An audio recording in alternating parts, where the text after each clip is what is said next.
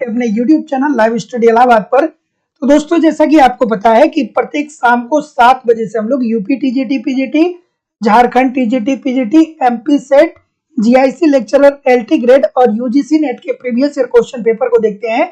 और साथ ही साथ दोस्तों, इस सेशन में हम लोग ऐसे प्रश्नों का भी समावेश करते हैं जो प्रश्न इन परीक्षाओं के दृष्टिकोण से महत्वपूर्ण होते हैं। वही इकोनॉमिक्स की जो हमारी दूसरी क्लास होती है वो लाइव स्टडी इलाहाबाद के मोबाइल एप्लीकेशन पे होती है। यहाँ पे ए टू जेड इकोनॉमिक्स के कंप्लीट कॉन्सेप्ट को हम लोग पढ़ते हैं, क्योंकि कॉन्सेप्ट पढ़ना बहुत ही जरूरी है। अगर जो आपका कॉन्सेप्ट क्लियर नहीं है तो ऐसी स्थिति में ऑब्जेक्टिव क्वेश्चन को सॉल्व करने में बहुत सारी कठिनाइयों का सामना करना पड़ता है। तो आपके इसी रिक्वायरमेंट को ध्यान में रखते हुए ए टू जेड इकोनॉमिक्स के कंप्लीट कॉन्सेप्ट आपको पढ़ाए जा रहे हैं। साथ ही साथ एक जो इकोनॉमिक्स के छात्रों की महत्वपूर्ण समस्या होती है वो होती है नोट्स को लेकर के। तो सिंपल, सटीक और साधारण भाषा में कंप्लीट नोट्स भी आपको प्रोवाइड किए जा रहे हैं। आपको बहुत सारे टेस्ट सीरीज दिए जा रहे हैं, तो टेस्ट दीजिए, अपना इवेल्युएशन करिए कि आपकी तैयारी कैसी चल रही है और आपके एग्जाम में किस प्रकार के प्रश्न पूछे जाते हैं। साथ ही साथ दोस्तों, प्रीवियस ईयर के क्वेश्चन पेपर और करंट भी आपको प्रोवाइड किए जा रहे हैं। तो ये मेरी जिम्मेदारी है कि सब कुछ आपको प्रोवाइड किया जाएगा। बस ईमानदारी से आप एप्लीकेशन पे पढ़ते रहिए, यूट्यूब पे प्रैक्टिस करते रहिए, कहीं भी इधर उधर से कुछ भी कलेक्ट करने की जरूरत नहीं होगी। अलग अलग बैचेस चल रही हैं, यूपी टीजीटी पीजीटी के लिए, झारखंड टीजीटी पीजीटी के लिए, एमपी सेट के लिए, एलटी ग्रेड और जीआईसी लेक्चरर और यूजीसी नेट के। तो डिस्क्रिप्शन बॉक्स में एप्लीकेशन का लिंक दिया गया है, वो उसको एप्लीकेशन को डाउनलोड कर लीजिए। वहां पे से डायरेक्ट भी आप कोर्स को परचेज कर सकते हैं, या आप डायरेक्ट इस नंबर पे जो आपकी फीस रखी गई है, जो टीजीटी पीजीटी की फीस है वो 2000 रुपए, इस नंबर पे गूगल पे, फोन पे या पेटीएम के माध्यम से पेमेंट करके आप डायरेक्ट एडमिशन ले सकते हैं। और एमपी सेट का जो फीस रखा गया है वो 2500 रुपया रखा गया है। तो आप इस नंबर पे कॉल करके, इस नंबर पे आप क्या कर सकते हैं, पेमेंट करके एडमिशन ले सकते हैं। केवल अगर जो इकोनॉमिक्स का आपको नोट्स चाहिए तो लाइफ टाइम की वैलिडिटी के साथ इकोनॉमिक्स का नोट्स भी उपलब्ध है। साथ ही साथ टेस्ट सीरीज सबके लिए जरूरी है, तो हर एग्जाम के लिए टेस्ट सीरीज उपलब्ध है। तो टेस्ट सीरीज ज्वाइन करने के लिए इस नंबर पे कॉल कर सकते हैं, या अपनी फीस पेमेंट करके व्हाट्सएप कर देंगे तो आपको टेस्ट में अटैच कर दिया जाएगा। लेकिन अगर जो आप कॉन्सेप्ट की क्लास ज्वाइन करते हैं तो अलग से आपको ना ही टेस्ट सीरीज, ना ही प्रीवियस ईयर के क्वेश्चन पेपर और ना ही करंट, मतलब कुछ भी आपको अलग से परचेज करने की जरूरत नहीं होगी। और वैलिडिटी आपको आपकी लाइफ टाइम होने वाली है। इट मीन्स एक बार एडमिशन लेते हैं तो आप हमारे साथ तब तक बने रहेंगे जब तक कि आपका सिलेक्शन हो नहीं जाता है। चलिए, गुड इवनिंग एवरीबॉडी। हम लोग मूव करेंगे अपने सेशन के पहले क्वेश्चन की तरफ, और थोड़ा सा आराम से इस प्रश्न का उत्तर करिएगा कि अंतरराष्ट्रीय व्यापार सिद्धांत में निम्न में से क्या गलत है। थोड़ा आराम से इस प्रश्न का उत्तर करिएगा, है ना। ये प्रश्न आपको ये बताएगा कि क्या आप वाकई में इकोनॉमिक्स ठीक तरीके से पढ़ रहे हैं या नहीं पढ़ रहे। चलिए, बिल्कुल ठीक है। ऑप्शन नंबर क्या आ रहा है, कुछ लोग क्या बोल रहे हैं भैया, जैसा कि मैं आपके कमेंट को भी देख पा रहा हूँ। सभी लोग एक बार वीडियो को लाइक और शेयर कर दीजिए, और जिन लोगों ने भी अभी तक सब्सक्राइब नहीं किया चैनल को सब्सक्राइब कर दीजिए। अभी तक किसी का उत्तर देखने को नहीं मिल रहा है। बिल्कुल ठीक है। कुछ लोग क्या बोल रहे हैं, कुछ लोग डी बोल रहे हैं। अच्छा भैया, और कोई डी के अलावा? बिल्कुल सही है। तो जितने लोग भी यहाँ पे क्या बोल रहे हैं, डी बोल रहे हैं, सभी लोग का उत्तर बिल्कुल ठीक है। अंतरराष्ट्रीय व्यापार सिद्धांत में निम्न में से कौन सी बातें गलत है या कौन सा कथन गलत है, बेसिकली आपको ये बताना है। यहाँ पे ये प्रश्न हो सकता है कि आपको आसान लगे, आराम से आप कर पाए, बट एग्जामिनेशन हॉल में ऐसे प्रश्नों को लेकर के बहुत सारी समस्याएं क्रिएट होती हैं। तो देखिए, सबसे छोटी सी बात है कि अंतरराष्ट्रीय व्यापार सिद्धांत के अंतर्गत जो उपभोक्ता होते हैं ना, वो अपने लाभ को नहीं, वो अपने संतुष्टि को अधिकतम करते हैं। ठीक है, ये क्या करते हैं, अपने संतुष्टि को अधिकतम करते हैं। और जो विक्रेता होता है ये अपनी उपयोगिताओं को नहीं बढ़ाते हैं, ये अपने लाभ को बढ़ाते हैं। ठीक है, छोटी सी बात है, इजी सी बात है कि नहीं है। तो फिर गलत होना चाहिए था क्या, गलत होना चाहिए था क्या? नहीं गलत होना चाहिए भैया, कि अंतरराष्ट्रीय व्यापार सिद्धांत जो हमें बताता है वो यही बताता है, और सही भी बताता है, कि एक जो उपभोक्ता होता है ना, वो अपने संतुष्टि को बढ़ाता है। ठीक है, मतलब जो उसके पास आय है, उस आय को वो इस प्रकार से खर्च करता है कि वो अपने सेटिस्फेक्शन को मैक्सिमम कर पाए। और वहीं जो बेचने वाला होता है, जो विक्रेता होता है, वो क्या करता है कि किस तरीके से अपने लाभ में वृद्धि की जाए, इसके बारे में वो सोचता है। तो जितने लोग भी ऑप्शन नंबर क्या बोल रहे हैं, डी बोल रहे हैं सभी लोग का उत्तर यहाँ पे एब्सोल्युटली ठीक है। Option number D according to the question this is the right answer हो जाएगा। अगला प्रश्न, दो देश अंतरराष्ट्रीय व्यापार करेंगे जबकि, थोड़ा आराम से करिएगा इस प्रश्न का उत्तर, दो देश अंतरराष्ट्रीय व्यापार करेंगे, क्या उत्तर आ रहा है भैया? बिल्कुल ठीक है, आराम से इस प्रश्न का उत्तर करिए। दो देश अंतरराष्ट्रीय व्यापार करेंगे जबकि, क्या बोल रहे हैं? बिल्कुल ठीक है, बिल्कुल ठीक है, बिल्कुल ठीक है। चलिए इस प्रश्न का उत्तर करिए। दो देश व्यापार क्यों करेंगे सर? दो देश व्यापार क्यों करेंगे? इजी सी बात है, दो देश व्यापार क्यों करेंगे? बिल्कुल ठीक है। ऑप्शन नंबर, और कोई? मैक्सिमम लोग सी के तरफ जा रहे हैं, और कोई सी के अलावा? बिल्कुल, तो दो देश अर्थात अंतरराष्ट्रीय व्यापार कर तभी तो करते हैं ना भैया, जब दो देशों के मध्य जो लागत होते हैं उसमें अंतर होता है। ठीक है, जैसे हम अगर जो ये चाहें कि पेट्रोल को रिफाइन करके उसको हम क्या कर सकें, उसको क्या कर सकें, उसे आ, आ, आ, उसे प्रयोग योग्य बना सके, तो ऐसी स्थिति में हमारे पास इतनी अच्छी टेक्नोलॉजी नहीं है। तो जो दूसरे देश हैं जो पेट्रोल जिन देशों में पेट्रोल की खाद्यान्न ज्यादा पाई जाती है, सॉरी पेट्रोल की खादानें ज्यादा पाई जाती हैं, वो लोग क्या करते हैं, उनकी टेक्नोलॉजी अच्छी है तो भैया वो उनकी जो रिफाइनरी कास्ट आती है वो कम आती है। तो जितने लोग भी सी बोल रहे हैं सभी लोग का उत्तर यहाँ पे बिल्कुल ठीक है। होता है कि दो देशों के मध्य लागतों में निरपेक्ष अंतर के कारण दो देश अंतरराष्ट्रीय व्यापार करेंगे। Option number see this is the right answer हो जाएगा। अगला, डोमर मॉडल के लिए क्या सही है भैया? डोमर मॉडल के लिए क्या सही है बताइए, इस प्रश्न का उत्तर करिए। चलिए क्या उत्तर होगा भैया? डोमर मॉडल की बात हो रही है और इस संडे को महामैराथन की क्लास होगी, मैं बिल्कुल लाइव रहूंगा और ये क्लास जो होगी वो 5 से 6 घंटे की होगी। आप लोग मुझे कमेंट करके बताइएगा कि सर किस टाइम आप क्लास ले सकते हैं। ठीक है, क्योंकि संडे को क्या होने वाला है, संडे को वैसे मैं फ्री ही रहूंगा, तो 5 से 6 घंटे की नॉन स्टॉप क्लासेस आपकी ली जाएंगी। ठीक है, बहुत महत्वपूर्ण क्लास ली जाएंगी। तो मेरा ये अनुमान है कि 11 बजे से आप लोगों की क्लास रखी जाए, तो 11 बजे से 12, 1, 2, 3, 4, 5, तो इस टाइम क्या होता है कि आपको कोई क्या करता है, बहुत ज्यादा डिस्टर्ब नहीं करता है ना, 11 से 5 के बीच में। तो अगर जो सभी लोग सहमत होंगे तो 11 से 5 के बीच में 5 या 6 घंटे की हम लोग क्या करेंगे, 5 या 6 घंटे की क्लास लेंगे। चलिए लाइव क्लास होने वाली है। ऑप्शन नंबर बी बोल रहे हैं, बिल्कुल ठीक है, बिल्कुल ठीक है। बी सभी लोग बोल रहे हैं कि डोमर मॉडल में पूंजी उत्पाद अनुपात बढ़ाने पर बल दिया गया। और कोई भैया? ठीक है, ठीक है।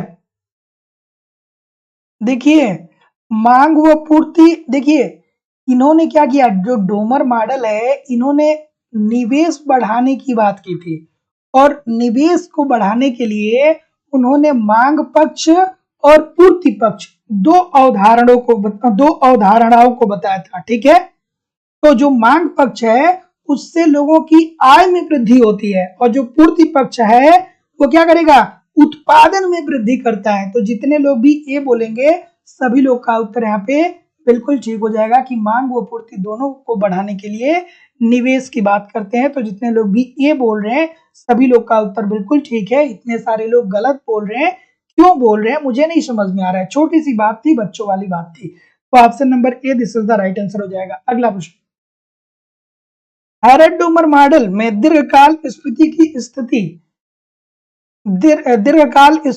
स्थिति है जहां पे, कहां पे होती है भैया हैरड डोमर मॉडल में स्फीति की अगर जो बात करें तो स्फीति कहाँ होती है, चलिए बताइए। सभी लोग थोड़ा सा वीडियो को लाइक और शेयर कर दिया करिए, एक नए उत्साह नए एनर्जी के साथ हम लोग ये नया सप्ताह शुरू कर रहे हैं और इस सप्ताह में मैं उम्मीद करता हूं ये आपको बहुत बेहतरीन बेहतरीन प्रश्न आपके सामने लाए जाएंगे, है ना। तो ये जो सप्ताह है तैयारी कर लीजिए, मजा आने वाला है ना। चलिए इस प्रश्न का उत्तर करिए भैया कि हैरड-डोमर मॉडल में दीर्घकालीन स्थिति की स्थिति है जहां पे, कहां पे है भाई? बिल्कुल ठीक है, ऑप्शन नंबर क्या बोल रहे हैं? सी बोल रहे हैं।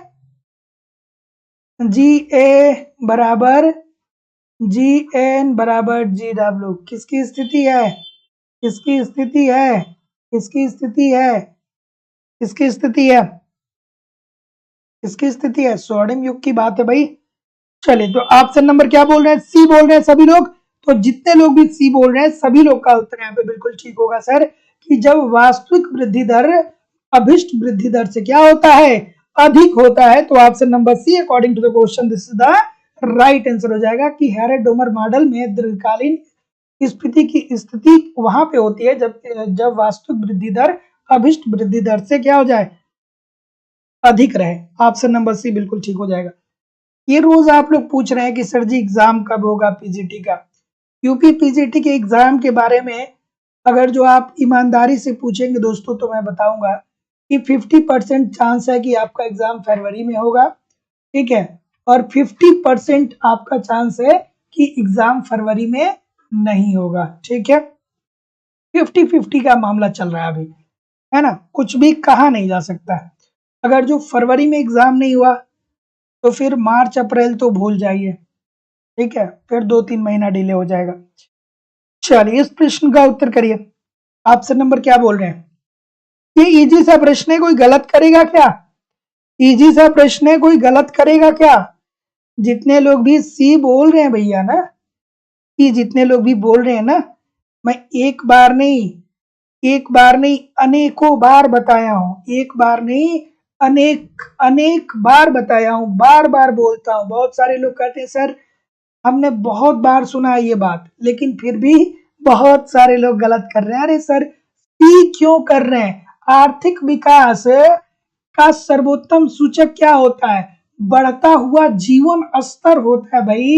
इसमें सबसे महत्वपूर्ण यही होता है कि लोगों की जो लाइफ स्टाइल होती है वो बेहतर होती है, ठीक है। अगर जो लाइफ स्टाइल बेहतर की बात होगी तो इसमें पूंजी उत्पाद अनुपात भी शामिल हो जाएगा, है ना। तो इसमें क्या होता है? आर्थिक विकास जो होता है इसमें देश की प्रति व्यक्ति आय, ठीक है, देश की राष्ट्रीय आय, देश का संरचनात्मक विकास जैसे शिक्षा, स्वास्थ्य, परिवहन, बिजली, ठीक है, ये सारी चीजों में सतत रूप से वृद्धि होती है और लोगों की लाइफ स्टाइल बेहतर होती है। लोग अच्छे पोषक पदार्थ लेते हैं, लोग अच्छे स्वास्थ्य सुविधाएं लेते हैं, लोगों का मेंटली स्तर जो होता है वो बेहतर होता है। तो D this is the right answer हो जाएगा। तो जितने लोग भी सी बोल रहे हैं बिल्कुल ठीक बोल रहे हैं, और ये केवल विकासशील देशों में देखने को मिलता है। बिल्कुल इस प्रश्न का उत्तर करिए कि विकसित देशों में जब आर्थिक वृद्धि मुख्यतः विकसित देशों में जब आर्थिक वृद्धि मुख्यतः परिणाम है। अच्छा थोड़ा आराम से करिएगा, है ना। और एक बात ध्यान से सुन लीजिए, जितने लोग भी ये पूछ रहे हैं या ये समझ रहे हैं कि एग्जाम फरवरी में होगा कि नहीं होगा, मैं आपसे ये बता दे रहा हूं कि मेहनत लगातार करते रहिए, ठीक है। इस बार चूक गए ना तो फिर पीजीटी में आप मतलब क्या हो जाएगा? बहुत मुश्किल हो जाएगा। तो मेहनत लगातार करते रहिए। मैं कह रहा हूँ चलिए मान लीजिए फरवरी में नहीं होगा, मार्च में नहीं होगा, अप्रैल में नहीं होगा, मई में हो सकता है, जून में हो सकता है, जुलाई में भी हो सकता है। तो भी आपके पास कितना समय बचा है भैया? कितना समय बचा है? 6 महीने बीतने, अगर जो मान लीजिए 6 महीने भी आपको मिल गया, बहुत सारे लोग एकदम शांति से बैठ जाते हैं, 6 महीने भी आपको मिल गया तो आप मुझे ये बताइए कि 2022 आपका बीता आपको पता चला? पूरे 1 साल बीत गए, आपको मालूम हुआ कि 1 साल बीत गए। न्यू ईयर सेलिब्रेट करने वाले हम लोग हैं, तो समय बीतते समय नहीं लगता है। मैं बार बार बोलता हूं कि समय बीतते समय नहीं लगता है। तो जिस इंटेंसिटी के साथ अभी लगे हुए हैं ऐसे ही आपको हमेशा लगे रहना है, ठीक है। थोड़ी सी भी चूक हुई तो काम हुआ खत्म, है ना। इस प्रश्न का उत्तर करिए। सर एग्जाम एग्जाम के बारे में सुन के देखिए लोग भ्रमित कर रहे हैं आप लोगों को, तो भ्रमित ना होइए। बहुत सारे लोग का कहना है कि एग्जाम बहुत डिले होगा। देखिए कुछ भी कहना संभव नहीं है ना, कुछ भी कहना संभव नहीं है कि एग्जाम कब होगा, क्योंकि मेरे द्वारा आपको वही जानकारी दी जाती है जो ऑथेंटिक होती है। मतलब मैं रोज नई न्यूज देता हूँ कि एग्जाम कब होगा। मैं एक बार आपको बता देता हूँ कि अभी जो परिस्थिति चल रही है उस स्थिति में ऐसा लग रहा है ना। तो निरंतर प्रयास करते रहिए, है ना। चलिए इस प्रश्न का उत्तर करिए कि विकसित देशों में अब आर्थिक वृद्धि मुख्यतः किसका परिणाम होती है। ठीक है, बिल्कुल ठीक है। इजी सी बात है, इजी सी बात है। विकसित देशों में क्या बोल रहे हैं सर, सभी लोग सी बोल रहे हैं। तो जितने लोग भी सी बोल रहे हैं सभी लोग का उत्तर यहाँ पे बिल्कुल ठीक है। जो विकसित देश होते हैं उसमें आर्थिक वृद्धि या आर्थिक समृद्धि कैसे आता है, वहां पे जो आर्थिक वृद्धि और आर्थिक समृद्धि आता है कि वो नए नए प्रकार के टेक्नोलॉजी को इन्वेंट करते हैं। ठीक है, ठीक है। विकसित देशों में क्या होता है ना कि विकसित देश जो है वो आर्थिक समृद्धि तभी हासिल करता है जब वहां पे नए नए परिवर्तन और नए नए तकनीकी का टेक्नोलॉजी का विकास होता है। मीनू यादव जी कह रहे हैं सर सब बोलते हैं कितना पढ़ोगी, कोई एग्जाम तो निकल नहीं रहा है। ठीक है, इस प्रकार के स्टेटमेंट आपको झेलने पड़ेंगे, है ना। अगर जो आप कॉम्पिटिटिव एग्जामिनेशन की तैयारी कर रहे हैं तो एक बात आप ये समझ लीजिए कि एक अनपढ़ व्यक्ति भी जो रास्ते में चलता है उसकी भी बात को आपको सुननी पड़ेगी। वो भी आके कह देगा, ठीक है, जो नहीं कुछ पढ़ा लिखा होगा ना वो भी कह देगा कि हम तो दिन का 100 रुपये कम से कम कमा लेते हैं, तुम क्या कमाते हो, तुम तो केवल पढ़ते रहते हो। ठीक है, तो जब लक्ष्य जब बड़ा होता है ना तो छोटी छोटी बातों पे ध्यान नहीं देना चाहिए। आपको अपने ऊपर कंट्रोल होना चाहिए, अपने ऊपर विश्वास होना चाहिए, है ना। सफलता दिखती नहीं है बट एक दिन मिलता जरूर है ना। चलिए आपसे नंबर जितने लोग भी सी बोल रहे हैं सभी लोग का उत्तर बिल्कुल ठीक है। अगला प्रश्न, आजकल हम विकास के स्वर्णिम युग की बात करते हैं जिसका संबंध किससे है? चलिए भैया, कि आजकल हम विकास के स्वर्णिम युग की बात करते हैं जिसका संबंध किससे है, किससे है। हम्म, चलिए। अच्छा ये बताइए इस पृथ्वी पे कोई ऐसा पैदा हुआ है जो जिंदगी में सक्सेस हुआ हो और उसको ताने नहीं मिले हों, उसको लोग बुरा भला नहीं बोले हों। जिंदगी में कोई ऐसा व्यक्ति आपको नहीं मिलेगा जो सफलता प्राप्त किया है और उसको समाज के द्वारा ताने न मिले हों, बुरा और भला न कहा गया हो। तो आप क्यों सोच रहे हैं कि आप इस कंडीशन से बच जाएंगे। आपको भी सुनना पड़ेगा उसे, आपको क्या करना है, एक्सेप्ट करना है। ठीक है, और इसका अपना अलग ही मजा है ना। एक्सेप्ट करिए, ठीक है। जिस दिन सफलता मिलेगी पूरी दुनिया आप पे क्या करेगी, फक्र करेगी। चले, तो जो हुआ ही नहीं उसकी उम्मीद अपने से क्यों करते हैं कि आपके केस में होगा, आपके भी केस में नहीं होगा। तो जितने लोग भी यहाँ पे सी बोल रहे हैं सभी लोग का उत्तर बिल्कुल ठीक है। किसी ने लिखा delta K upon K is equal to delta N upon N, किसी ने लिखा है ये बात। अच्छा सुनीता तिवारी जी ने ऑलरेडी लिखा है, बिल्कुल ठीक है। तो ऑप्शन नंबर ए जितने लोग भी बोल रहे हैं सभी लोग का उत्तर बिल्कुल ठीक है। यही क्या होता है, यही होता है गोल्डन एज अर्थात स्वर्ण युग। ये कौन बोलते हैं भैया, श्रीमती जॉन रॉबिन्सन जी। तो option number C according to the question this is the right answer हो जाएगा। ये क्या है, डेल्टा के अपान के क्या है, ये है पूंजी में वृद्धि। ये क्या है, पूंजी में वृद्धि। और डेल्टा एन अपान एन क्या है भैया, ये है जनसंख्या में वृद्धि। जनसंख्या में वृद्धि, तो पूंजी में वृद्धि इज इक्वल टू जनसंख्या में वृद्धि। पूंजी में वृद्धि क्या है, delta K upon K is equal to delta N upon N. यही दोस्तों स्वर्णिम युग की बात करती हैं श्रीमती जॉन रॉबिन्सन जी, जिनका ये कहना है कि अगर जो पूंजी में वृद्धि बराबर हो जाए जनसंख्या में वृद्धि के तो ऐसी स्थिति में अर्थव्यवस्था स्वर्ण युग में रहेगी और यहाँ पे रोजगार का स्तर क्या होगा, बहुत ज्यादा होगा, अर्थात अर्थव्यवस्था पूर्ण रोजगार की स्थिति में विद्यमान होगी।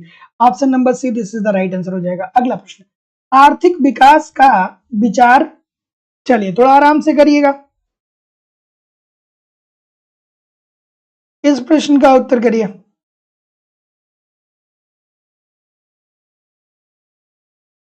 इस प्रश्न का उत्तर करिए।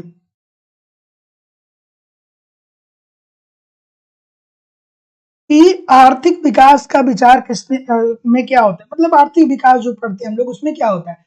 अब देखिए एक ही प्रश्न बार बार अलग अलग तरीके से पूछा जा रहा है ना। अभी हमने देखा कि आर्थिक विकास में क्या होता है कि मानव के कल्याण में वृद्धि आती है। अब उसी को थोड़ा सा अलग ऑप्शन में दे दिया है। ऑप्शन नंबर क्या बोल रहे हैं, बी सभी लोग बोल रहे हैं। तो ये बहुत अच्छी बात है कि अगर जो आप बी बोल रहे हैं तो आप बढ़िया बोल रहे हैं कि वह आयामी है जो गैर आर्थिक तत्वों को भी सम्मिलित करता है। अब आप कहेंगे सर गैर आर्थिक तत्वों को सम्मिलित करने का मतलब क्या हुआ कि मानव के कल्याण में वृद्धि होता है, मानव की लाइफ स्टाइल में वृद्धि होता है वो। तो मानव के कल्याण को और उनकी जीवन जो उनका जो जीवन का स्तर है वो कितना सुधरा, इसे हम मुद्रा के रूप में नहीं माप सकते हैं। तो ये क्या हो जाएगा, गैर आर्थिक तत्व हो जाएगा कि नहीं हो जाएगा। तो जितने लोग भी बी बोल रहे हैं सभी लोग का उत्तर यहाँ पे एब्सोल्युटली ठीक है। एक बार वीडियो को लाइक कर दीजिए, एक बार शेयर जरूर कर दिया करिए, ठीक है। देखिए कितना प्यारा सा प्रश्न आ गया कि भारत की नवीन आर्थिक नीतियों में निम्न में से क्या सही नहीं है। नवीन आर्थिक नीति में से के संदर्भ में कौन सी बातें ठीक नहीं है आपको बेसिकली बताना है। जितने लोग भी अभी तक लाइक शेयर नहीं किए सभी लोगों से निवेदन है कि वीडियो को लाइक और शेयर करिए। इस सप्ताह में हम लोग दोस्तों बहुत कुछ मजेदार सीखने वाले हैं, ठीक है। चलिए आराम से इस प्रश्न का उत्तर करिए कि भारत की नवीन आर्थिक नीतियों में से कौन सा एक सही नहीं है। बिल्कुल ठीक है भैया, बहुत अच्छी बात है, दिमाग का प्रयोग करना है इस प्रश्न में, है ना। इस प्रश्न में क्या करना है, दिमाग का प्रयोग करना है। थोड़े से प्रश्न कठिन आ जाते हैं तो आप लोगों के आंसर जो है वो आने स्लो हो जाते हैं। पढ़िए पढ़िए आराम से पढ़िए लेकिन उत्तर दीजिए बढ़िया। चलिए क्या उत्तर आ रहा है सर, ऑप्शन नंबर बी कुछ लोग बहुत सारे लोग बता रहे हैं, बहुत अच्छी बात है भाई, बी के तरफ सभी लोग जा रहे हैं, बहुत अच्छी बात है। और कोई बी के अलावा, बिल्कुल। तो सबसे पहला उत्तर यहाँ पे रश्मि तिवारी जी का है और अंजना जी का है। तो ये लोग सही उत्तर बता रहे हैं कि भारत की नवीन आर्थिक नीति के संबंध में कौन सा कदम सही नहीं है। तो सही यह नहीं है कि वर्ष 1976 का शहरी भू सीमा नियम समाप्त कर दिया गया। अरे भैया नवीन आर्थिक नीति कब आती है, ये आती है 1991 में। तो ये किसकी बात हो रही है, 1976 की बात हो रही है। छोटी सी बात है लेकिन फिर भी बहुत सारे लोग इसको गलत कर रहे हैं। तो नवीन आर्थिक नीति जो है दोस्तों ये इसका आविर्भाव कब होता है, 24 जुलाई 1991 को इसका आविर्भाव होता है। कब, 24 जुलाई 1991, ठीक है। तो याद रखिएगा कि भारत की नवीन आर्थिक नीतियों के संदर्भ में क्या एक सही नहीं है। तो वर्ष 1976 का शहरी भू सीमा नियम समाप्त कर दिया गया। नहीं भैया ये जब नीति आई ही है 91 में तो बात 1976 की कैसे हो सकती है। अगला, भारत में कुछ बैंकों में शाखाएं नहीं खोल सकेंगे, क्यों। चलिए भैया आराम से इस प्रश्न का उत्तर करिए। प्रश्न समझ में आ रहा है कि नहीं आ रहा है। भारत के कुछ बैंक ऐसे हैं जिन बैंकों में आप शाखाएं नहीं खोल सकते। जैसे आप देखते हैं आपके शहर में एक एसबीआई होता है और एक ही शहर में एसबीआई की अलग अलग शाखाएं होती हैं, ठीक है। बोलते हैं ना कि इस शाखा में आपका अकाउंट नहीं है, यहाँ से 3-4 किलोमीटर उधर जाइए, वहां पे इस शाखा में आपका अकाउंट है, यहाँ इस शाखा से ट्रांजेक्शन नहीं हो पाएगा, उस शाखा से हो पाएगा। तो भैया एसबीआई का जो बैंक है एक ही शहर में एक से ज्यादा शाखा है, लेकिन अब इसमें ये कह रहा है कि भारत के कुछ ऐसे बैंक हैं जिनमें आप शाखाओं का विस्तार नहीं कर सकते। तो क्या उत्तर आ रहा है भाई, तो जितने लोग भी ऑप्शन नंबर क्या बोल रहे हैं, बी बोल रहे हैं, सभी लोग बी बोल रहे हैं, बिल्कुल ठीक है। तो जो लोग भी बी बोल रहे हैं ना, आपने शायद क्षेत्रीय ग्रामीण बैंक की स्थापना को नहीं पढ़ा है, जो कब हुआ था 1975। और ये क्या करता है, इसमें एक जिले में एक बैंक खोला गया। तो जो लोग ग्रामीण की बात कर रहे हैं ना, आप सोच तो ठीक रहे हैं, लेकिन भैया ये जिले में एक ही होता है। ग्रामीण तो बात की बात आती है ना, लेकिन ये जिले में एक होता है, तो इस सारे क्षेत्रों में शाखाएं नहीं खोल पाएंगे। हमने यही तो बार बार पढ़ा है। इतने सारे लोग बी कर रहे हैं, इतने सारे लोग भी बोल रहे हैं। अरे भाई, जो 1975 में क्षेत्रीय ग्रामीण बैंक की स्थापना हुई थी, इस क्षेत्रीय ग्रामीण बैंक का उद्देश्य क्या था कि हर जिले में क्या किया जाएगा, हर जिले में एक बैंक खोला जाएगा और इसका जो क्षेत्र होगा वो सीमित होगा। ठीक है, तो ये जाहिर सी बात है कि ये ग्रामीण क्षेत्रों से संबंधित तो है, लेकिन ये एक जिले में एक ही होगा, अर्थात यहाँ पे जिले की बात होगी। तो जितने लोग भी ए बोल रहे हैं, सभी लोग का उत्तर यहाँ पे एब्सोल्युटली 100% ठीक होने वाला है। अगला प्रश्न आपके सामने ये रहा कि 9वीं पंचवर्षीय योजना की रोजगार नीति ज्यादा निर्भर है। चलिए, इस प्रश्न का उत्तर करिए कि 9वीं पंचवर्षीय योजना की रोजगार नीति ज्यादा निर्भर है। किस पे निर्भर है भैया? आराम से इस प्रश्न का उत्तर करिए। बिल्कुल ठीक है, बिल्कुल ठीक है, बिल्कुल ठीक है। ऑप्शन नंबर क्या होगा? 8वीं पंचवर्षीय योजना। यहाँ पे 9वीं पंचवर्षीय योजना दे दिया गया। 8वीं पंचवर्षीय योजना का थीम क्या था, आप मुझे कमेंट करके बताइए, थोड़ा सा अगर जो आपको पता हो तो। चलिए, बिल्कुल ठीक है। और इस संडे को क्लास आपकी होगी लगातार 6 घंटे की, मजा आने वाला है, महामैराथन की क्लास। क्या उत्तर होगा भाई? ऑप्शन नंबर डी बोल रहे हैं, कुछ लोग सी भी बोल रहे हैं। बहुत अच्छी बात है भाई, बहुत अच्छी बात है। तो जितने लोग भी डी बोल रहे हैं, बिल्कुल आपकी बात सही है कि जो 9वीं पंचवर्षीय योजना हुई, इसमें रोजगार नीति ज्यादा निर्भर कहां पे हो गई?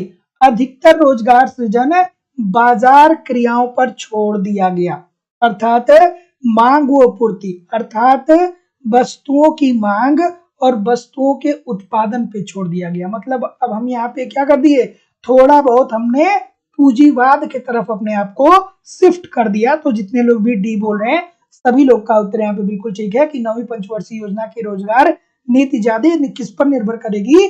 तो अधिकतर रोजगार सृजन बाजार प्रक्रिया पर क्या कर दिया गया, छोड़ दिया गया। ऑप्शन नंबर डी बिल्कुल ठीक है। सभी लोग एक बार लाइक और शेयर जरूर कर दिया करिए, निवेदन है सभी लोगों से। इतने सारे लोग क्लास देख रहे हैं, फिर भी लाइक और शेयर की संख्या बहुत कम है। अगला प्रश्न महत्वपूर्ण सा है, इंपॉर्टेंट सा, बहुत प्यारा सा प्रश्न है कि भारत में जब भी औद्योगिक शिथिलता आती है, इसके कारणों में से कौन सा नहीं है? औद्योगिक शिथिलता क्यों नहीं आती है, बेसिकली यहाँ पे पूछा जा रहा है। बिल्कुल ठीक है, आराम से इस प्रश्न का उत्तर करिए। बिल्कुल ठीक है, बिल्कुल ठीक है, बिल्कुल सही है। ऑप्शन नंबर क्या बोल रहे हैं, क्या बोल रहा है? भारत में जब औद्योगिक शिथिलता आती है।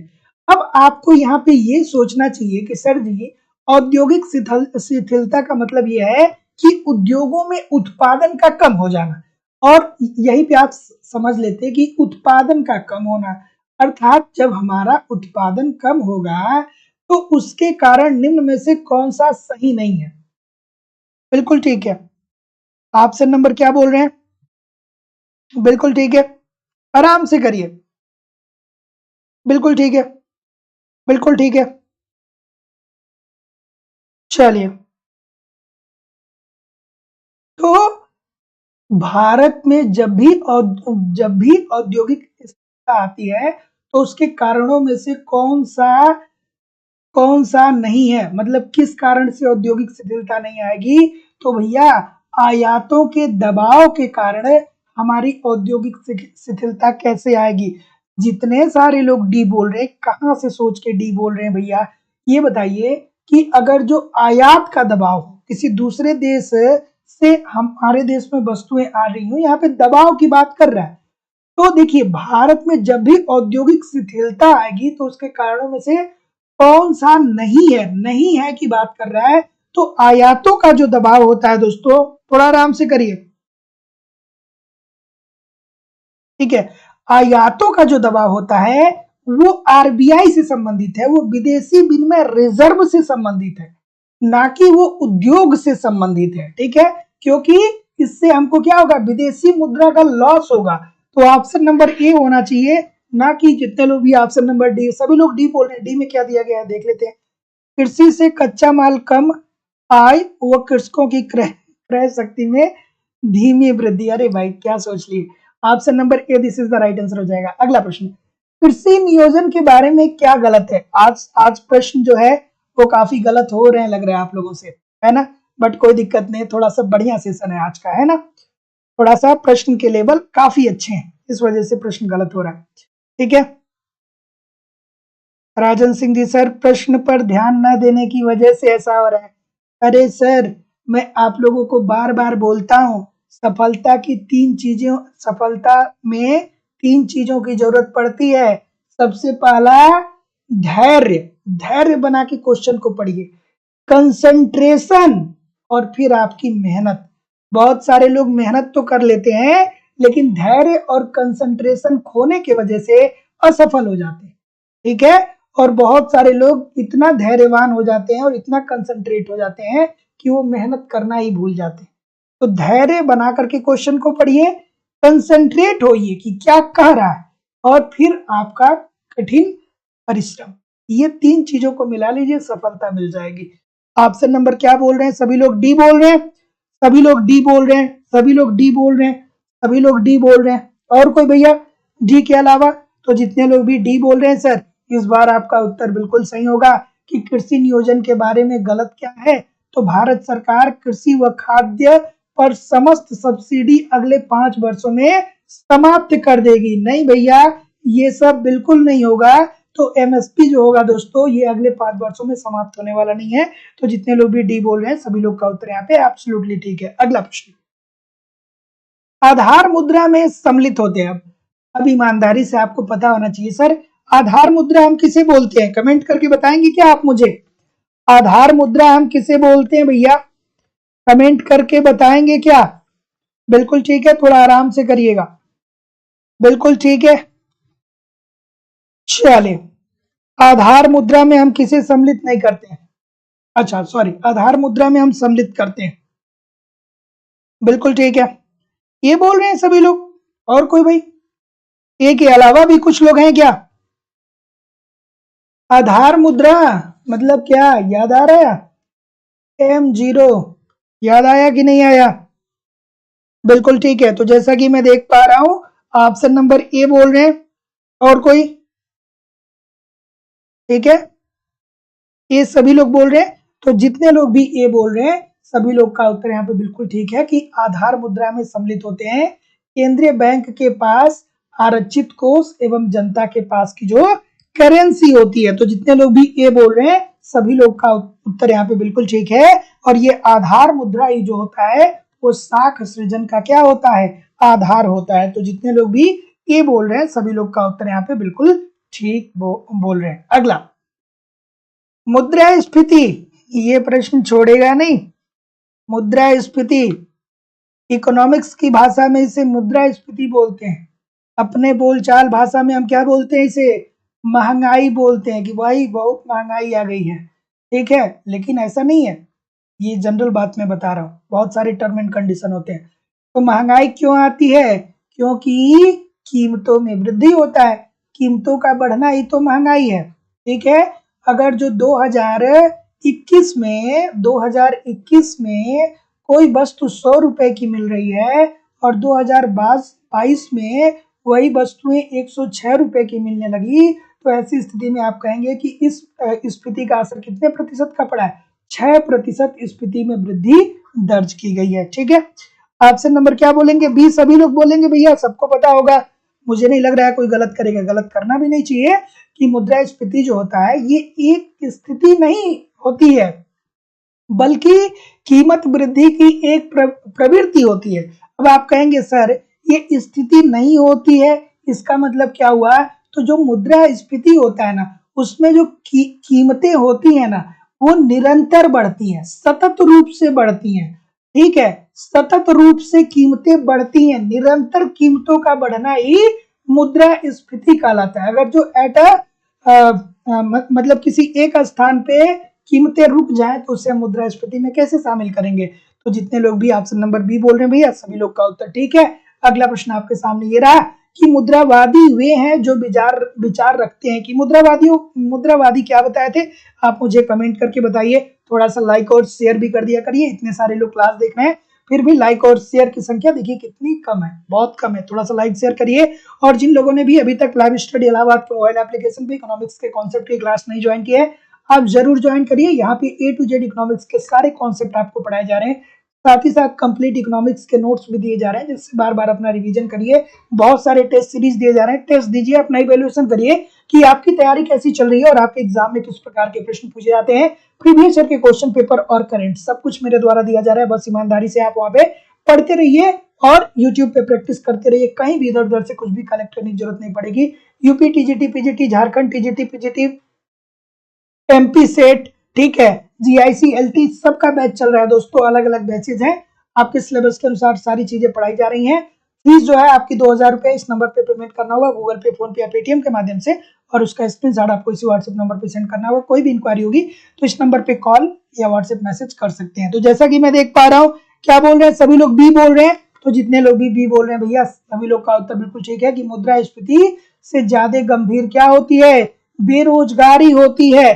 किस प्रकार की बेरोजगारी की ये बात करते हैं, ऐच्छिक या अनैच्छिक, आप मुझे कमेंट करके जरूर बताइएगा कि ये अनैच्छिक बेरोजगारी की बात करते हैं या ऐच्छिक बेरोजगारी की बात करते हैं, या ये किसी भी प्रकार का क्लासिफिकेशन नहीं करते, ये बात मुझे जरूर बताइएगा।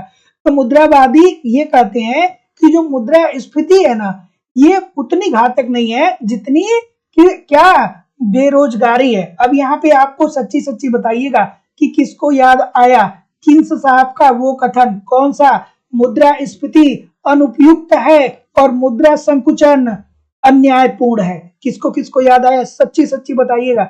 ये हुआ अगर जो आपको ये दिमाग में बातें चल रही है ना, तब जाकर के आप बढ़िया तरीके से पढ़ रहे हैं। अगर जो आपने यहाँ पे देखा तो फिर आपको तुरंत याद आना चाहिए, अच्छा किन साहब कहते हैं कि मुद्रास्फीति क्या है, अनुपयुक्त है, लेकिन जो मुद्रा संकुचन है वो क्या है, वो अन्यायपूर्ण है। इसका मतलब क्या हुआ कि जब मुद्रास्फीति आता है, जब महंगाई आता है, तो यहाँ पे कीमतें बढ़ती हैं।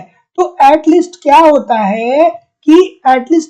है कि मांग वो पूर्ति क्रियाशील होती है, उत्पादन बढ़ता है। लेकिन वहीं दूसरी तरफ क्या होता है दोस्तों कि दूसरी कंडीशन में मंदी आ जाता है, और जब मंदी आ जाएगा तो क्या हो जाएगा, उत्पादन का स्तर गिर जाएगा, और उत्पादन का स्तर गिर जाएगा तो क्या हो जाएगा, बेरोजगारी आ जाएगी। तो ठीक है, इजी सी बात थी। अगला प्रश्न कि मुद्रा के प्रतिष्ठित सिद्धांत में यह माना गया है कि, बिल्कुल इस प्रश्न का उत्तर करिए। हाँ बिल्कुल ठीक है कि मुद्रा के प्रतिष्ठित सिद्धांत में यह माना गया है। क्या माना गया भैया मुद्रा के प्रतिष्ठित सिद्धांत में, ऑप्शन नंबर जैसा कि मैं देख पा रहा हूं, बिल्कुल ठीक है, इजी सी बात है, गलत नहीं होना चाहिए, बहुत इजी सी बात है। ऑप्शन नंबर क्या बोल रहे हैं भैया, चलिए। अच्छा, कुछ लोग क्लास में ऐसे भी होते हैं जो आते हैं 2-4-10 मिनट पढ़ते हैं चले जाते हैं। अगर जो आपकी मंशा 2-4-10 मिनट की पढ़ने की है तो आप फिर ना ही पढ़िए, मेरा सजेशन यही रहेगा, है ना। निरंतर प्रयास, अगर जो आप 2 घंटे बैठ के यहाँ पे लगातार क्वेश्चन को अटेम्प्ट नहीं कर पाते हैं, ठीक है, तो 2 घंटे एग्जामिनेशन हॉल में बैठ के भी आप पूरे 125 क्वेश्चन को सॉल्व नहीं कर पाएंगे, है ना।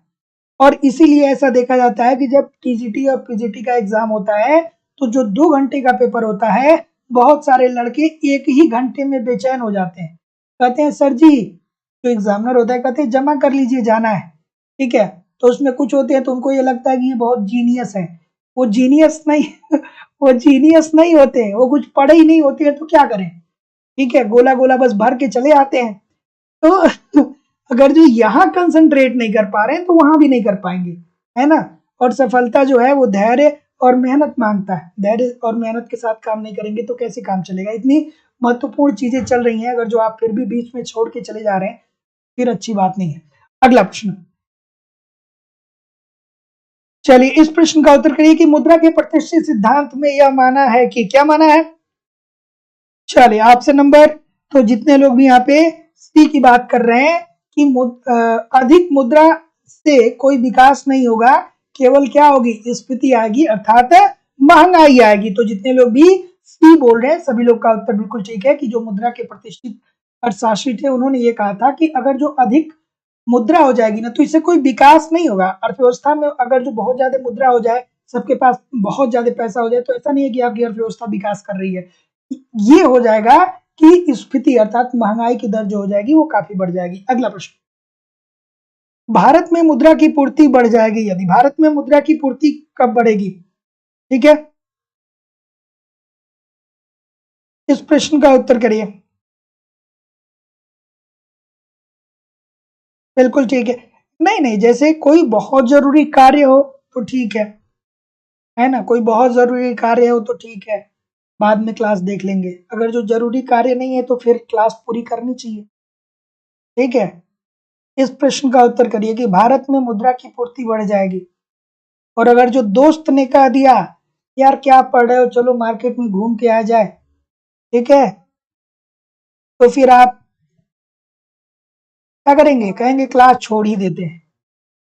तो आप देखते हैं ना शादी विवाहों में शाम को क्या होता है, खूब अच्छे अच्छे फूल लगाए जाते हैं, लेकिन सुबह में वो फूल क्या होते हैं, जब यूज कर लिए जाते हैं तो उस फूल को कूड़े में डाल दिए जाते हैं। तो उसी उसी प्रकार से अगर जो कोई आपका ऐसा रिलेटिव है जो आपके मेन समय पे आपको डिस्टर्ब कर रहा है, तो ये मान के चलिए कि आज वो आपको यूज कर ले रहा है और जब उसका काम खत्म हो जाएगा फिर आपको वो डस्टबिन में डाल देगा। ठीक है, इस प्रश्न का उत्तर करिए कि भारत में मुद्रा की पूर्ति बढ़ जाएगी यदि, इस प्रश्न का उत्तर करिए, क्या उत्तर हो जाएगा? ऑप्शन नंबर, क्या बोल रहे हैं सर? चलिए इस प्रश्न का उत्तर करिए कि भारत में मुद्रा की पूर्ति बढ़ जाएगी यदि, फिर आपको ये लगेगा कि यार जिंदगी में हमने बहुत बड़ी मिस्टेक कर दी, फिर डिप्रेशन की गोलियां लेने लगेंगे। चलिए इस प्रश्न का उत्तर करिए। चलिए कि भारत में मुद्रा की पूर्ति बढ़ जाएगी यदि, ऐसा होता है कि नहीं होता है, शादियों में लगता है शाम को फूल, सभी लोग उससे सुगंध लेते हैं, लेकिन जब उसका काम खत्म हो जाता है तो सुबह उसको डस्टबिन में डाल दिया जाता है। वही स्थिति इंसानों की भी है, सेम स्थिति है। आज का समाज ऐसा हो गया। ऐसा नहीं है कि अच्छे लोग हैं नहीं, अच्छे लोग भी हैं, लेकिन एक्सेप्शनल है, बहुत कम है। भारत में मुद्रा की पूर्ति बढ़ जाएगी यदि, तो जितने लोग भी यहाँ पे डी बोल रहे हैं सभी लोग का उत्तर यहाँ पे बिल्कुल ठीक है। आरबीआई को आरबीआई को ऋण देता है। अगर जो आरबीआई ऋण देगा किसको, सरकार को, तब ना। तो जितने लोग भी क्या बोल रहे हैं, जितने लोग भी क्या बोल रहे हैं, डी बोल रहे हैं, सभी लोग का उत्तर बिल्कुल ठीक हो जाएंगे। भारत में मुद्रा की पूर्ति तब बढ़ जाएगी जब आरबीआई सरकार को क्या करेगा, ऋण देगा। तो एक तरफ तो अर्थव्यवस्था का पैसा पूरा ऑलरेडी है ही, और आरबीआई नई मुद्रा को निर्गमित करके क्या करेगा, सरकार को देगा, तो फिर से इससे मुद्रा की मात्रा अर्थव्यवस्था में बढ़ जाएगी। ऑप्शन नंबर डी बिल्कुल सही है। अगला, राजकोषीय नीति क्रियान्वित होती है परिवर्तन करके, किसको परिवर्तन करके? चलिए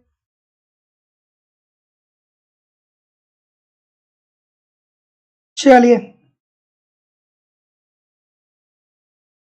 इस प्रश्न का उत्तर करिए। हाँ, आप लोग की बात सही है कि अब इस अवस्था में कोई बहुत ज्यादा दोस्ती यारी होती नहीं है, लेकिन इस अवस्था में जो रिलेटिव्स वाले होते हैं ना वो आपका फायदा उठाते हैं, इस बात को ध्यान रखिएगा। ठीक है, इस अवस्था में आप इतने मेच्योर हो जाते हैं कि बहुत दोस्ती यारी में विश्वास करते नहीं है, लेकिन फिर भी जो रिलेटिव्स वाले होते हैं वो अननेसेसरी रूप से आपको डिस्टर्ब करते हैं। तो बहुत बड़ी बात बता रहा हूँ, ध्यान से अपने पास रखिएगा, है ना। तो जितने लोग भी ये बोल रहे हैं राजकोषीय नीति क्रियान्वित होती है किसको परिवर्तित करके, सरकारी व्यय और कराधान को। तो option number A according to the question this is the right answer हो जाएगा। राजकोषीय नीति किससे संबंधित है, सरकार से संबंधित है, जिसमें सरकार क्या करता है, व्यय करता है ताकि समाज के कल्याण में वृद्धि हो जाए। शिक्षा, स्वास्थ्य, परिवहन, इन सारी चीजों पे व्यय करता है जिससे सामाजिक कल्याण और लोगों के अंदर निवेश की प्रेरणा विकसित हो। और साथ ही साथ में ये तो व्यय हो गया, सरकार आय कहां से प्राप्त करेगा, कर लगाएगा या आंतरिक ऋण लेगा या बाह्य ऋण लेगा। अगला प्रश्न option number A, this is the right answer हो जाएगा। अगला प्रश्न कि भुगतान संतुलन हमेशा संतुलित रहता है, ये कथन वास्तव में अर्थ है।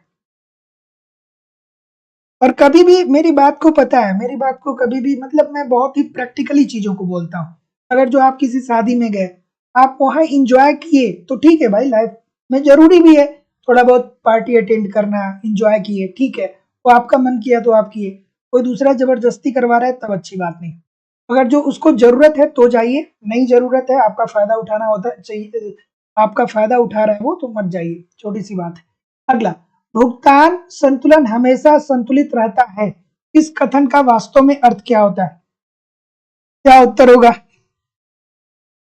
चलिए बिल्कुल ठीक है, ऑप्शन नंबर सी बोल रहे हैं सभी लोग, सी बोल रहे हैं, सी बोल रहे हैं कि यह केवल तब होता है जब दृश्य आयात व निर्यात को भी शामिल किया जाता है। भुगतान संतुलन हमेशा संतुलित रहता है भैया, ऑप्शन नंबर सी, सभी लोग चले गए, ठीक है, सभी लोग सी की तरफ चले गए। बिल्कुल, इसमें दृश्य, अदृश्य और हस्तांतरण खाते को, तीनों को शामिल किया जाता है, ठीक है। तो केवल चालू प्लस एक तरफा हस्तांतरण खाता तैयार हो रहे हैं। ऑप्शन नंबर ए या ऑप्शन नंबर सी, इतने सारे लोग गलत कर रहे हैं। यहां पे दृश्य और अदृश्य दोनों आ जाएगा, ठीक है। तो यहाँ पे ऑप्शन नंबर क्या हो जाएगा? ये उत्तर हो जाएगा। थोड़ा आराम से इस प्रश्न का, आज इस प्रश्न को आप करिएगा, स्क्रीनशॉट ले लीजिए और सर्च जरूर करिएगा, सर्च जरूर करिएगा, क्योंकि बहुत सारे लोग गलत कर रहे हैं। तो भुगतान संतुलन के अंतर्गत क्या होता है? एक वर्ष के अंतर्गत अपने समस्त लेन देन का आकलन हम करते हैं ना, तो इसमें चालू खाता और एक तरफा हस्तांतरण खाते तैयार किए जाते हैं। तो जितने लोग भी ये बोल रहे हैं, सभी लोग का उत्तर यहाँ पे बिल्कुल ठीक है। अगला प्रश्न, अंतरराष्ट्रीय व्यापार से दीर्घकाल में सबसे अच्छी तरह संबंध स्थापित कर सकते हैं। मोस्ट इंपॉर्टेंट प्रश्न है, बहुत मजेदार सा प्रश्न है, बहुत मजेदार सा प्रश्न है। क्या उत्तर आ रहा है भाई? इस प्रश्न का उत्तर करिए। चलिए, तो जैसा कि मैं देख पा रहा हूं, और जो लोग भी एडमिशन ले रहे हैं कृपया करके बार बार कॉल ना करिए, अभी आपको बैच में ऐड कर दिया जाएगा। जिस नंबर पे आपने फीस पेमेंट किया है, जो नीचे नंबर आ रहा है, इसी नंबर पे आप मुझे व्हाट्सएप मैसेज कर दीजिए अपनी फीस का स्क्रीनशॉट, आपको अभी बैच में ऐड कर दिया जाएगा, है ना।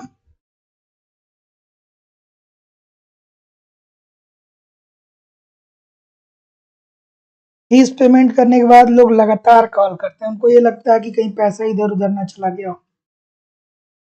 चलिए, इस प्रश्न का उत्तर करिए।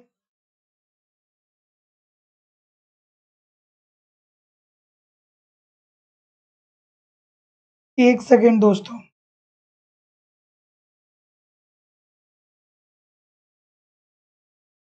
हाँ, तो ऑप्शन नंबर डी बोल रहे हैं सभी लोग, एक दूसरे की कॉपी करके, या सच में पता है? पता है, अच्छा भैया, बहुत अच्छी बात है कि अंतरराष्ट्रीय व्यापार से दीर्घकाल में सबसे अच्छी तरह संबंध स्थापित हम कर सकते हैं। न्यूनतम सरकारी हस्तक्षेप, सरकार का बहुत कम हस्तक्षेप हो, और इसके साथ साथ स्वतंत्र एवं बहुराष्ट्रीय सौदे हो रहे हो। तो जितने लोग भी डी बोल रहे हैं, सभी लोग का उत्तर यहाँ पे बिल्कुल ठीक है कि अंतरराष्ट्रीय व्यापार से दीर्घकाल में सबसे अच्छी तरह से संबंध यही स्थापित होता है कि अंतरराष्ट्रीय व्यापार में क्या होता है दोस्तों, यही तो होता है ना कि सारे देश जो होते हैं वो ये चाहते हैं कि स्वतंत्र रूप से आयात और निर्यात हो, सरकार का कोई हस्तक्षेप ना हो, और बहुराष्ट्रीय सौदे हो। तो जितने लोग भी डी बोल रहे हैं, सभी लोग का उत्तर बिल्कुल ठीक है। सभी लोग एक बार लाइक और शेयर जरूर कर दिया करिए, इतने सारे लोग क्लास देख रहे हैं, सभी लोगों से निवेदन है कि एक बार वीडियो को लाइक और शेयर कर दिया करिए। दीक्षा सिंह जी, अंकुर यादव जी, रुचि वर्मा जी, रुखसार जी, आशुतोष जी, रोज खान जी, अंकिता जी, अनिर्भान जी, सुंदरी कुमारी जी, सुनीता तिवारी जी, अफसाना सिद्दीकी जी, रश्मि तिवारी जी। जिन लोगों का नाम छूट गया वो सभी लोग जी, ठीक है। इस प्रश्न का उत्तर करिए कि भुगतान संतुलन को सुधारने में अवमूल्यन कैसे मदद करेगा। चलिए बताइए भैया, इजी सी बात है। ऑप्शन नंबर जैसा कि मैं देख पा रहा हूं, क्या उत्तर आ रहा है भाई? किसकी याद आनी चाहिए? किसकी? मार्शल की और लर्नर की। याद आ रही है कि नहीं आ रही है? मार्शल साहब और लर्नर साहब ने 3 बातें बताई थी।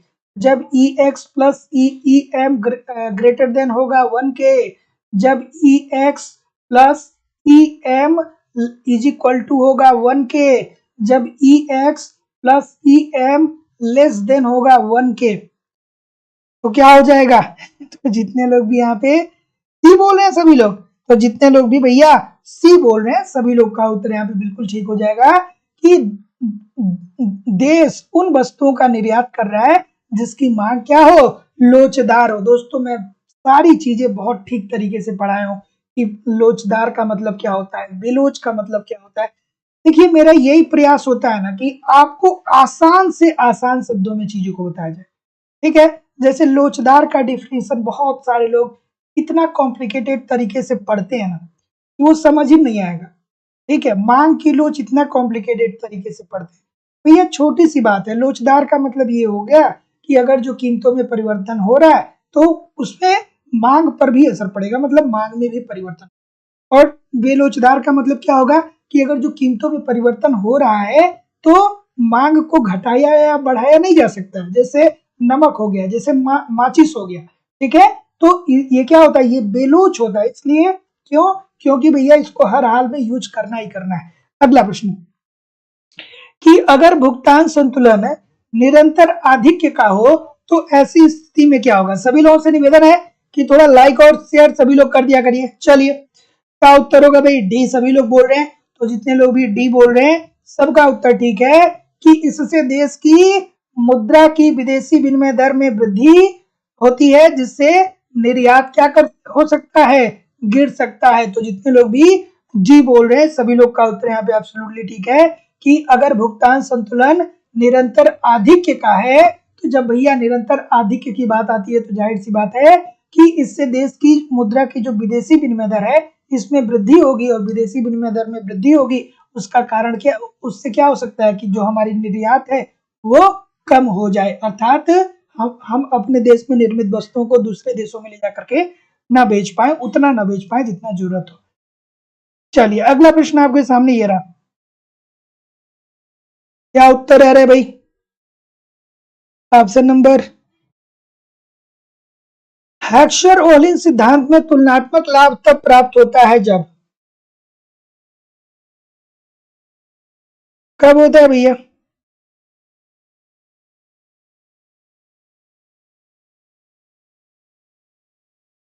ऑप्शन नंबर क्या आ रहा है? एक सेकेंड।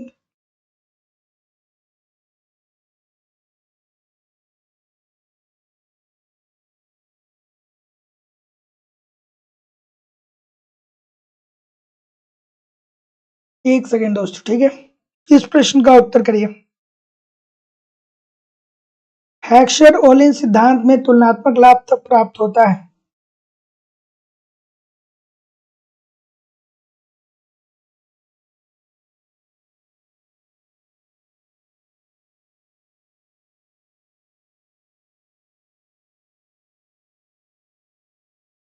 ऑप्शन नंबर बी सभी लोग बोल रहे हैं। बी सभी लोग बोल रहे हैं। अच्छा भैया, तो जितने लोग भी बी बोल रहे हैं भाई सबको पता ही होगा कि हैक्सर ओलिन साहब क्या कहते हैं अपने सिद्धांत में? अपने सिद्धांत में यही कहते हैं कि एक देश को उन्हीं वस्तुओं का निर्यात करना चाहिए जो प्रचुर मात्रा में उस देश में विद्यमान है और जिसमें उसे श्रम में विशिष्टीकरण जिस क्षेत्र में है। तो जितने लोग भी ऑप्शन नंबर क्या बोल रहे हैं? बी बोल रहे हैं, प्रचुर साधनों का गहन प्रयोग किया जाए, सभी लोग का उत्तर यहाँ पे बिल्कुल ठीक है, option number B according to the question बिल्कुल ठीक है। अगला प्रश्न, इस प्रश्न का उत्तर करिए, आसान सा है, बच्चों वाला है। इस प्रश्न का उत्तर करिए भैया कि हेक्सर-ओलिन सिद्धांत का तुलनात्मक लाभ का सिद्धांत है, किंतु तुलनात्मक लाभ होने चाहिए। किस क्षेत्र में तुलनात्मक लाभ होने चाहिए भैया? चलिए बता दीजिए मुझे। बिल्कुल ठीक है, बिल्कुल ठीक है, बिल्कुल भाई। याद आया, याद आया। हेक्सर ओलिन साहब क्या कहते हैं कि अगर जो कोई देश है और उस देश में पूंजी प्रधान पूंजी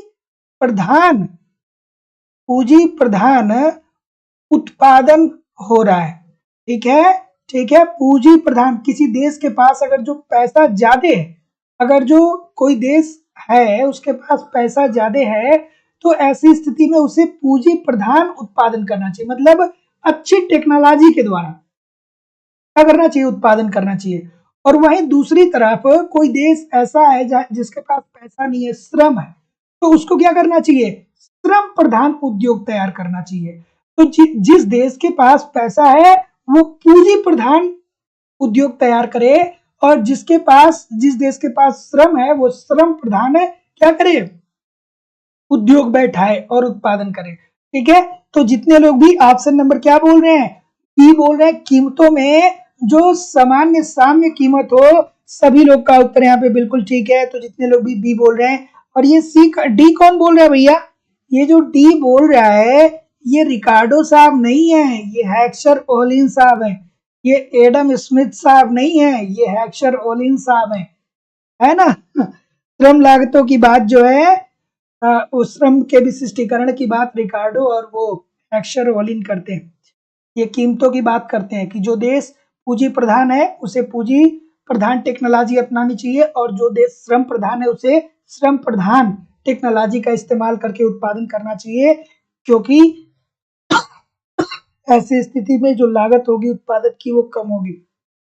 अगला प्रश्न, ठीक है, कि अंतरराष्ट्रीय व्यापार तुलनात्मक लाभ पर आधारित है जो उत्पन्न करता है। इजी सी बात है भाई, इजी सी बात है। क्या उत्तर होगा, ऑप्शन नंबर सी बोलिए, बहुत सारे लोग बोलेंगे सी, है ना। अब यहाँ पे आ गया, तुलनात्मक लाभ का सिद्धांत किसने दिया सर, रिकार्डो साहब ने दिया। और ये रिकार्डो साहब का सिद्धांत किस पे आधारित है, तो ये श्रम पे आधारित है। ठीक है, अब आप कहेंगे सर श्रम वाली बात, चलिए इजी सी बात है। तो जितने लोग भी क्या बोल रहे हैं, क्या बोल रहे हैं सर, सभी लोग बी बोल रहे हैं। तो जितने लोग भी बी बोलेंगे सभी लोग का उत्तर यहाँ पे बिल्कुल है कि केवल जब तुलनात्मक लाभ बहुत अधिक होता है तो अंतरराष्ट्रीय व्यापार का तुलनात्मक लाभ सिद्धांत किसने दिया था, रिकार्डो साहब ने दिया था, जो उत्पन्न कब होता है, जब केवल जब तुलनात्मक लाभ बहुत अधिक होता है। तो ये कहते हैं कि दो देश अगर जो एक वस्तु के प्रोडक्ट का उत्पादन कर रहे हैं, तो एक देश में उत्पादन लागत बहुत ऊंची होती है और दूसरे वस्तु में उत्पादन लागत बहुत नीची होती है, और इन्हीं लागतों में अंतर के कारण जो होता है वो एक देश दूसरे देश से व्यापार करते हैं। जैसे इराक, ईरान जो है उसके पास अच्छे किस्म की पेट्रोलियम को शुद्ध करने की टेक्नोलॉजी है। ठीक है, पेट्रोलियम को प्रयोग करने हेतु बनाने के लिए उनके पास अच्छी टेक्नोलॉजी है, लेकिन भारत के पास थोड़ा बहुत पेट्रोलियम की खदानें उपलब्ध है, लेकिन जितनी है उसका भी हम उपयोग नहीं कर पाते हैं, क्योंकि हमारे पास उस प्रकार की टेक्नोलॉजी है ही नहीं। और अगर जो टेक्नोलॉजी उस प्रकार की हम लगवाएंगे तो उससे हम जितना हम पेट्रोल नहीं प्राप्त करेंगे, उससे ज्यादा हम उसकी टेक्नोलॉजी पे पैसा खर्च कर देंगे, इसलिए सरकार तकनीकी विस्तार भी उस पर नहीं कर रही है। तो जितने लोग भी बी बोल रहे हैं ठीक बोल रहे हैं। अगला प्रश्न, निम्न में से क्या जो एकाधिकारी नहीं कर सकता है। चलिए ये देखिए कितना प्यारा सा प्रश्न है, मैं विश्वास से कह रहा हूं ना कि इस प्रश्न को 50% से ऊपर लोग एग्जामिनेशन हॉल में गलत करके आएंगे, है ना। इस प्रश्न को 50% से ज्यादा लोग एग्जामिनेशन हॉल में गलत करके आएंगे। चलिए इस प्रश्न का उत्तर करिए, क्या उत्तर होगा भाई? बिल्कुल अच्छी बात है, सभी लोग बी की तरफ जा रहे हैं। अरे सभी लोग बी बताएंगे क्या? अच्छा भैया ठीक है, अगर जो बी बता रहे हैं तो आप बहुत अच्छा बता रहे हैं कि निम्नलिखित में से क्या जो एक एकाधिकारी नहीं कर सकता है? तो एकाधिकारी देखिए ऊंची कीमत पर अधिक बिक्री नहीं कर पाएगा।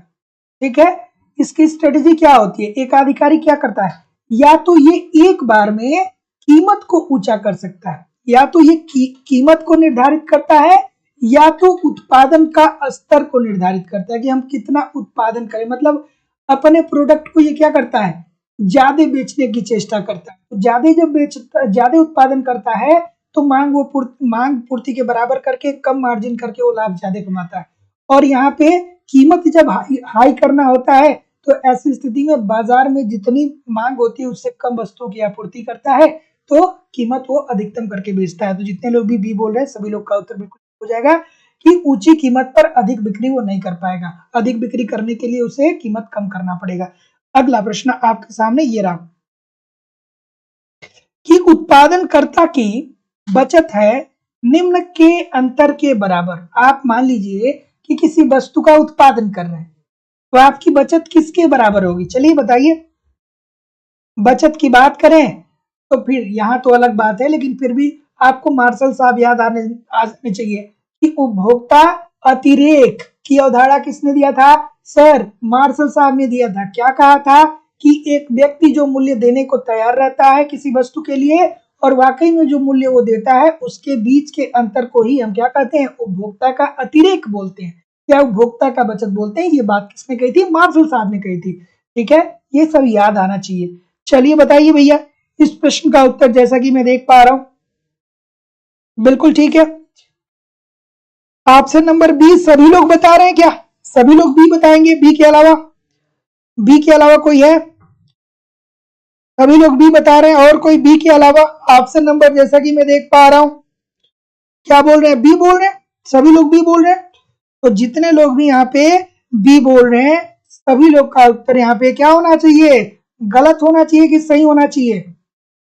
उत्पादनकर्ता की बचत निम्न के बराबर होती है। किसके बराबर होती है? बिल्कुल ठीक है, औसत आय और सीमांत आय के दोनों में आय होगा तो लागत कहाँ होगा सर? अगर जो दोनों आय ही हो जाएगा तो फिर लागत कहाँ से आएगा या कीमत क्या होगा? दोनों में आय की बात होगी, औसत आय और सीमांत आय दोनों की बात होगी। इतने सारे लोग गलत कर रहे हैं यार, पीछे पीछे क्यों भागते हैं? पीछे पीछे क्यों भागते हैं? पीछे पीछे भागना जरूरी है? नहीं भागना चाहिए, है ना?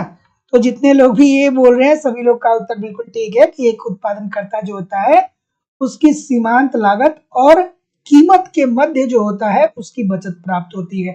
ठीक है, तो वस्तु की कीमत क्या है, ठीक है, और वस्तु की लागत क्या है? तो जो हम लागत लगाएंगे और जो हम कीमत वसूल करेंगे, 10 रुपए की मान लीजिए हमारी लागत हो गई और 12 रुपए हम उस वस्तु की कीमत निर्धारित कर दिए, तो हमारी बचत कितने की हो गई? 2 रुपए की हो गई। आपने बिस्कुट बनाया, बिस्किट बनाया एक पैकेट, 10 रुपया आपकी लागत लगी उसमें। ठीक है, बिस्किट छोड़ दीजिए, कॉम्प्लिकेटेड है, ब्रेड बना लीजिए। ठीक है, ब्रेड बना सकते हैं आप, ठीक है, ब्रेड बना सकते हैं। ब्रेड भी छोड़ दीजिए, मोमोज ले लीजिए, मोमोज बना ले मोमोज बना सकते हैं। ठीक है, तो 10 रुपए का बना है ना? 10 रुपए की उसमें आपकी लागत लगी और अगर जो 12 रुपए में आप बेचे तो आपको 2 रुपए की बचत हो गई। तो जितने लोग भी ये बोल रहे हैं सभी लोग का उत्तर ठीक है। अगला प्रश्न, द्विपक्षीय एकाधिकार का अर्थ क्या होता है? आराम से करिए इस प्रश्न का उत्तर। सभी लोग लाइक और शेयर कर दीजिए। जितने लोग भी लाइक शेयर नहीं किया, 2 घंटे की मैं क्लास कर रहा हूँ, 2 घंटे की क्लास ले रहा हूँ, आप क्यों नहीं लाइक शेयर करते हैं? निवेदन है आपसे कि लाइक शेयर जरूर किया करिए। ठीक है, चलिए इस प्रश्न का उत्तर करिए भैया कि द्विपक्षीय एकाधिकार का अर्थ क्या होता है? ये प्रश्न तो देखने में बहुत आसान है सर, लेकिन क्या वाकई में उतना आसान है जितना आसान दिख रहा है? क्या वाकई में ये प्रश्न उतना आसान है जितना आसान दिख रहा है? जी, बिल्कुल आसान है सर। द्विपक्षीय एकाधिकार के अंतर्गत क्या होता है? एक क्रेता होता है और एक विक्रेता होता है। हम यही तो पढ़ते हैं ना कि द्विपक्षीय एकाधिकार के अंतर्गत एक खरीदने वाला होगा और दूसरा बेचने वाला होगा। ठीक है, तो क्या होगा? एक एकाधिकारी मतलब ये बेचने वाला, एकाधिकारी क्या हो गया? विक्रेता हो गया, तथा एक क्रेता अधिकारी मतलब एक खरीदने वाला हो गया। आसान भाषा में पढ़े तो आपके एग्जाम में जब आ जाएगा और ये ऑप्शन बना देगा तो आप लोग कहेंगे कि अरे यार सर ने 7 बजे पढ़ाया तो था कि द्विपक्षीय एकाधिकार के अंतर्गत एक क्रेता होता है, एक विक्रेता होता है, लेकिन यहाँ पे पता नहीं कैसे प्रश्न पूछ दिया। तो आप फिर कहेंगे कि सर ने थोड़ा सा गड़बड़ कर दिया। अरे नहीं, सर ने गड़बड़ नहीं किया, थोड़ा सोचिए आप। ठीक है, एक एकाधिकारी का मतलब क्या होता है? ये विक्रेता ही तो है, एकाधिकारी विक्रेता ही तो होता है। एक विक्रेता होगा, एक खरीदने वाला होगा, क्रेता होगा। Option number see this is the right answer हो जाएगा। अगला, चेम्बरलिन एवं विकुंचित मांग वक्र मॉडल के अंतर्गत अल्पाधिकारी क्या करते हैं? चलिए बताइए भाई। और मैं विश्वास से कह रहा हूं दोस्तों, ईमानदारी से पढ़ते रहिए, मंजिल बहुत नजदीक है। अगर जो इन प्रकार के प्रश्नों को आप सॉल्व करके एग्जामिनेशन हॉल में जाएंगे ना, इसकी प्रैक्टिस करके जाएंगे ना, आपको डायरेक्ट ये सारे प्रश्न वहां पे देखने को मिलेंगे। कहाँ से प्रश्न बनेंगे यार? हम लोग इतने सारे प्रश्नों की प्रैक्टिस करते हैं। थोड़ा सा अपने धैर्य को बनाए रखिए, थोड़ा सा अपने आप मर्यादित रहिए, थोड़ा सा आप क्या रहिए कि थोड़ा सा मतलब ऐसा ना हो कि कोई अहंकार की बात आ जाए कि हमारे तो सेशन में 8-10 प्रश्न लगातार सही हो गए तो I am the boss of this college, I am the boss of this channel. इस टाइप की बातें नहीं होनी चाहिए। ठीक है, चलिए इस प्रश्न का उत्तर करिए। ऑप्शन नंबर क्या होगा? सी बोल रहे हैं, डी बोल रहे हैं, उपरोक्त में से कोई नहीं। जितने लोग भी डी बोलेंगे क्या आप ठीक बोलेंगे? कुछ लोग सी भी बोल रहे हैं। चलिए भाई बता दीजिए। तो जितने लोग भी सी बोलेंगे सभी लोग का उत्तर बिल्कुल ठीक है। भैया चेम्बरलिन साहब की बात करेंगे या विकुंचित मांग वक्र किसकी? पाल स्वीजी साहब। किसने दिया था? स्वीजी साहब। स्वीजी साहब क्या बोलते हैं? ऐसे बताते हैं ना, ऊपर वाला क्या होता है? लोचदार, नीचे वाला बेलोचदार, है कि नहीं? तो क्या उत्तर होगा? ये अपनी आत्मनिर्भरता को स्वीकारते हैं। तो जितने लोग भी सी बोल रहे हैं सभी लोग का उत्तर यहाँ पे एब्सोल्युटली 100% ठीक हो जाएगा कि चेम्बरलिन एवं विकुंचित मांग वक्र मॉडल के अंतर्गत जो अल्पाधिकारी होते हैं ये अपनी आत्मनिर्भरता को क्या करते हैं? स्वीकार करते हैं। तो option number C according to the question this is the right answer हो जाएगा। अगला प्रश्न, उत्पादन की कुल लागत बराबर होती है, किसके बराबर होती है भाई? सीधी सी बात है, बढ़िया सी बात, मजेदार सी बात। उत्पादन की कुल लागत बराबर होती है। क्या उत्तर होगा भाई? चलिए, गलत नहीं होना चाहिए। प्रदीप कुमार जी एग्जाम कब होगा? मैं बताऊंगा एग्जाम जब भी होगा। थोड़ा चलिए इस प्रश्न का उत्तर करिए। ये ये बोल रहे हैं, ये बोल रहे हैं सभी लोग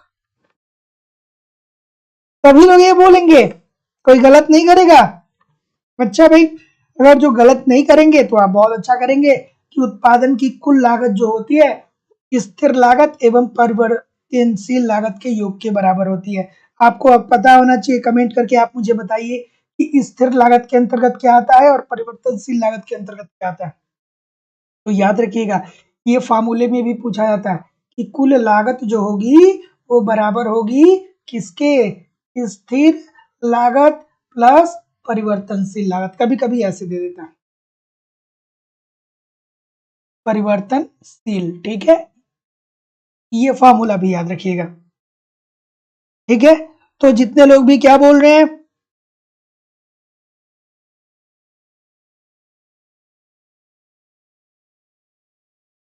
ठीक है, तो जितने लोग भी ऑप्शन नंबर क्या बोल रहे हैं? ये बोल रहे हैं, सभी लोग का उत्तर यहाँ पे बिल्कुल। किसी ने बताया नहीं कि कुल सॉरी स्थिर लागत के अंतर्गत क्या आता है और परिवर्तनशील लागत के अंतर्गत क्या आता है। तो भाई बताना चाहिए, मुझे बताना चाहिए आपको कि सर स्थिर लागत के अंतर्गत क्या आता है? ऐसी लागत आती है जो जिसका उत्पादन से कोई संबंध नहीं होता, मतलब उत्पादन को उससे बढ़ाया नहीं जा सकता। जैसे जब आप कोई नया एक कंपनी स्थापित करने जाएंगे तो सबसे पहले आपको भूमि की जरूरत पड़ेगी, तो भूमि खरीदेंगे तो पैसा देंगे, उसके बाद भूमि खरीद के श्रमिक को लाएंगे, तो श्रमिकों को वहां पे लाएंगे तो पैसा देंगे, अभी कोई उत्पादन नहीं हो रहा है। उसके बाद आप वहां पे श्रमिकों से घर बनवाएंगे, ठीक है, फिर आप क्या करेंगे? टेक्नोलॉजी खरीद के लाएंगे। तो ये सारी चीजें एक तरीके से तब की हैं जब आप अभी कोई उत्पादन नहीं कर रहे, ठीक है। तो ये सारी चीजें कोई उत्पादन नहीं हो रहा है। अगला प्रश्न, एक तो इसे स्थिर लागत कहते हैं। और परिवर्तनशील लागत कैसी लागतें होती है? जब आप क्या करते हैं कि ऐसी टेक्नोलॉजी लाते हैं जिससे क्या उत्पादन का विस्तार हो, ठीक है, नया नया इम्प्रोवाइजेशन पे खर्च करते हैं।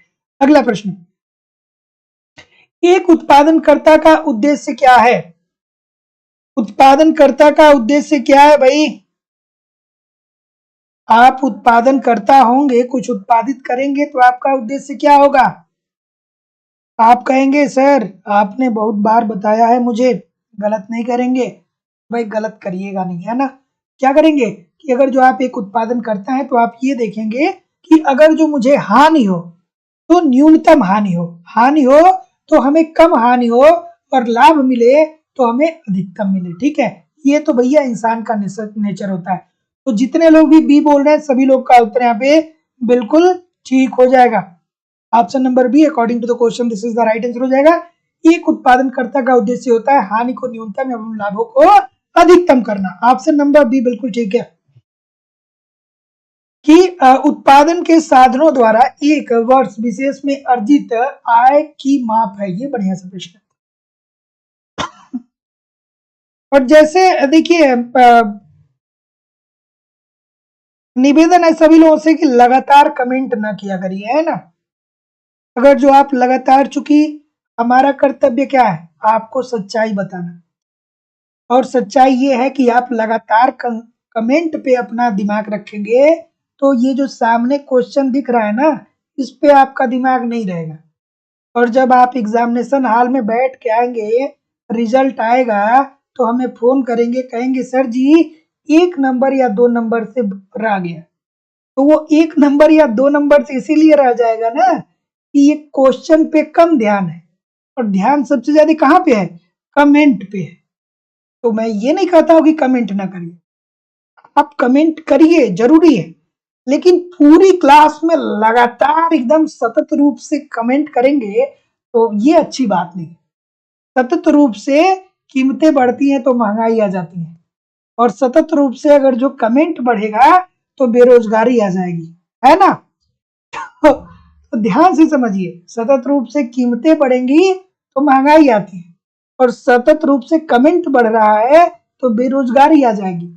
इकोनॉमिक्स का एक नियम और याद रख लीजिए। इस प्रश्न का उत्तर करिए कि उत्पादन के साधनों द्वारा एक वर्ष विशेष में अर्जित आय की माप होती है। तो क्या उत्तर होगा? और मेरी बात से कोई आहत ना होइएगा, सभी लोग हमारे मेंबर ही हैं लाइव स्टडी इलाहाबाद के। बस ये मेरी जिम्मेदारी है कि आपको सही नियम बताए जाए, है ना। इस प्रश्न का उत्तर करिए भाई कि उत्पादन के साधनों द्वारा एक वर्ष विशेष में अर्जित आय की माप क्या है? क्या उत्तर हो जाएगा? ऑप्शन नंबर बिल्कुल ठीक है। चलिए क्या बोल रहे हैं? बिल्कुल। चलिए, तो जितने लोग भी डी बोल रहे हैं सभी लोग का उत्तर यहाँ पे बिल्कुल ठीक है। अब जैसे थोड़ा बहुत आप लोग बात करते हैं ना, तो उससे मेरा भी कंसंट्रेशन इधर उधर होता है ना। तो जितने लोग भी डी बोल रहे हैं सभी लोग का उत्तर ठीक है कि उत्पादन के साधनों द्वारा एक वर्ष विशेष में अर्जित आय की माप जो होती है, ये क्या होती है दोस्तों? राष्ट्रीय आय ही तो होती है। राष्ट्रीय आय के अंतर्गत ही तो उत्पादन के सभी साधनों के अंतिम मूल्य को देखा जाता है। तो डी जितने लोग भी बोल रहे हैं सभी लोग का उत्तर यहाँ पे बिल्कुल जाएगा। अगला, हस्तांतरण भुगतान राष्ट्रीय आय में सम्मिलित नहीं होते हैं। क्यों नहीं होते हैं बता दीजिए मुझे इस प्रश्न का उत्तर। हस्तांतरण भुगतान राष्ट्रीय आय में सम्मिलित नहीं होते हैं, ऐसा क्यों होता है? बिल्कुल इजी सी बात है। कुछ लोग कहेंगे सर जी डी क्लिक कर दीजिए, क्या पढ़ना है। हस्तांतरण भुगतान क्या होता है, पता है? कमेंट करके बताइए मुझे कमेंट करके बताइए आप कि हस्तांतरण भुगतान होता क्या है। चलिए, सतपाल चौहान जी, क्लासेस जो होती हैं वो 7 बजे से होती हैं। उम्मीद करता हूं कि आप लोग 7 बजे जुड़ जाएंगे सभी लोग।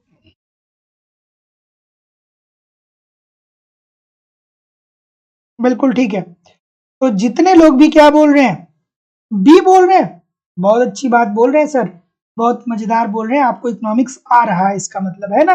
तो हस्तांतरण भुगतान को हम राष्ट्रीय आय में सम्मिलित इसलिए नहीं करते हैं क्योंकि वर्तमान उत्पादन में इसका कोई भी योगदान नहीं होता है।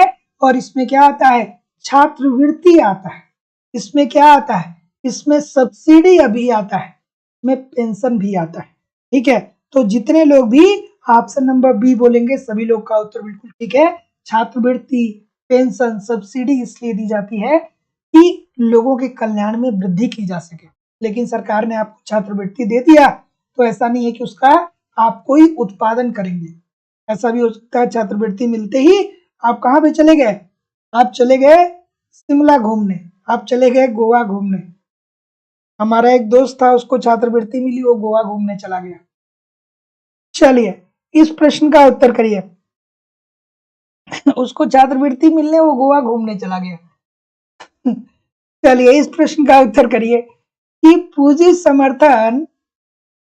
समर्थक के अर्थशास्त्री हैं जो समष्टि आर्थिक समस्याओं, बेरोजगारी व मुद्रा प्रसार का हल ढूंढते हैं। थोड़ा आराम से करिएगा भैया। ऑप्शन नंबर क्या उत्तर होगा? बिल्कुल ठीक है। तो जितने लोग भी क्या बोल रहे हैं, सी बोल रहे हैं, सभी लोग सी बोल रहे हैं। कुछ भी नहीं बोलेंगे क्या? कुछ भी नहीं बोलेंगे, सभी लोग सी बोलेंगे, सी बोल रहे हैं सभी लोग। इनको पढ़ा है, लेफर साहब को पढ़ा है। अब करिए, अब कमेंट करिए, अगर जो आर्थर लेफर को आपने पढ़ा है तो अब कमेंट करके बताइए। ठीक है, बिल्कुल ठीक है, बिल्कुल ठीक है। तो यहां पे देखिए दोस्तों, वस्तुओं की पूर्ति बढ़ाने के लिए कीमतों को बढ़ाने में होगा या समग्र मांग को उच्च स्तर प्राप्त करने में होगा? बहुत सारे लोग गलत कर रहे हैं। ठीक है, थोड़ा आराम से करिए, थोड़ा आराम से करिए, थोड़ा आराम से करिए, बहुत गलतियां हो रही हैं। बिल्कुल ठीक है। चलिए, तो देखिए, जितने लोग भी यहाँ पे क्या बोल रहे हैं, बी बोल रहे हैं, सभी लोगों का उत्तर ठीक होगा, है ना। बहुत सारी गलतियां आ रही है जैसा कि मैं आपके उत्तर को देख रहा हूं। सी नहीं होगा सर, ध्यान से समझिएगा मेरी बात को कि जो आर्थर लेफर साहब थे ये पूर्ति समर्थक अर्थशास्त्री थे और इनका ये कहना था कि समस्त आर्थिक समस्याओं, बेरोजगारी एवं मुद्रा प्रसार का हल ढूंढने के लिए क्या करना चाहिए, वस्तुओं की पूर्ति बढ़ानी चाहिए और इसके लिए कीमतों में भी वृद्धि करना चाहिए। तो जितने लोग भी ऑप्शन नंबर क्या बोल रहे हैं, बी बोल रहे हैं, सभी लोग का उत्तर यहाँ पे बिल्कुल ठीक हो जाएगा। कुछ लोग यहाँ पे पता है क्यों कंफ्यूज हो रहे होंगे, अगर जो यहाँ पे दे दिया गया होता है मुद्रा का प्रसार, मुद्रा का प्रसार अगर जो दे दिया गया होता ना तो आप बहुत आराम से इस प्रश्न का उत्तर कर सकते थे। ठीक है, मुद्रा का प्रसार अगर जो दे दिया गया होता तो आप ठीक से किए होते, लेकिन यहाँ पे मुद्रा की प्रसार की जगह पे कीमतों का बढ़ना दे दिया गया, इसलिए यहाँ पे गलतियां हो रही हैं। तो जितने लोग भी ऑप्शन नंबर बी बोल रहे हैं सबका उत्तर ठीक होगा। अगला प्रश्न, निम्न में से कौन सा कथन सत्य है? चलिए भैया, कौन सा कथन सत्य है? ऐसे प्रश्न होते तो बहुत आसान है, ऐसे प्रश्न बहुत आसान होते हैं। चलिए, आराम से इस प्रश्न का उत्तर करिए। क्या उत्तर आ रहा है भाई कि निम्न में से कौन सा कथन सत्य है? इजी सी बात है। अच्छा, एक बात मुझे आप बताइएगा थोड़ा सा कि वर्तमान समय में अप्रत्यक्ष टैक्स से ज्यादा गवर्नमेंट इनकम कर रही है कि प्रत्यक्ष कर से? ठीक है, अप्रत्यक्ष का हिस्सा ज्यादा है या प्रत्यक्ष का हिस्सा ज्यादा है? ठीक है, दोनों का रेशियो कितना है सभी लोग कमेंट करके बताएंगे। ठीक है, ये बहुत इंपॉर्टेंट है।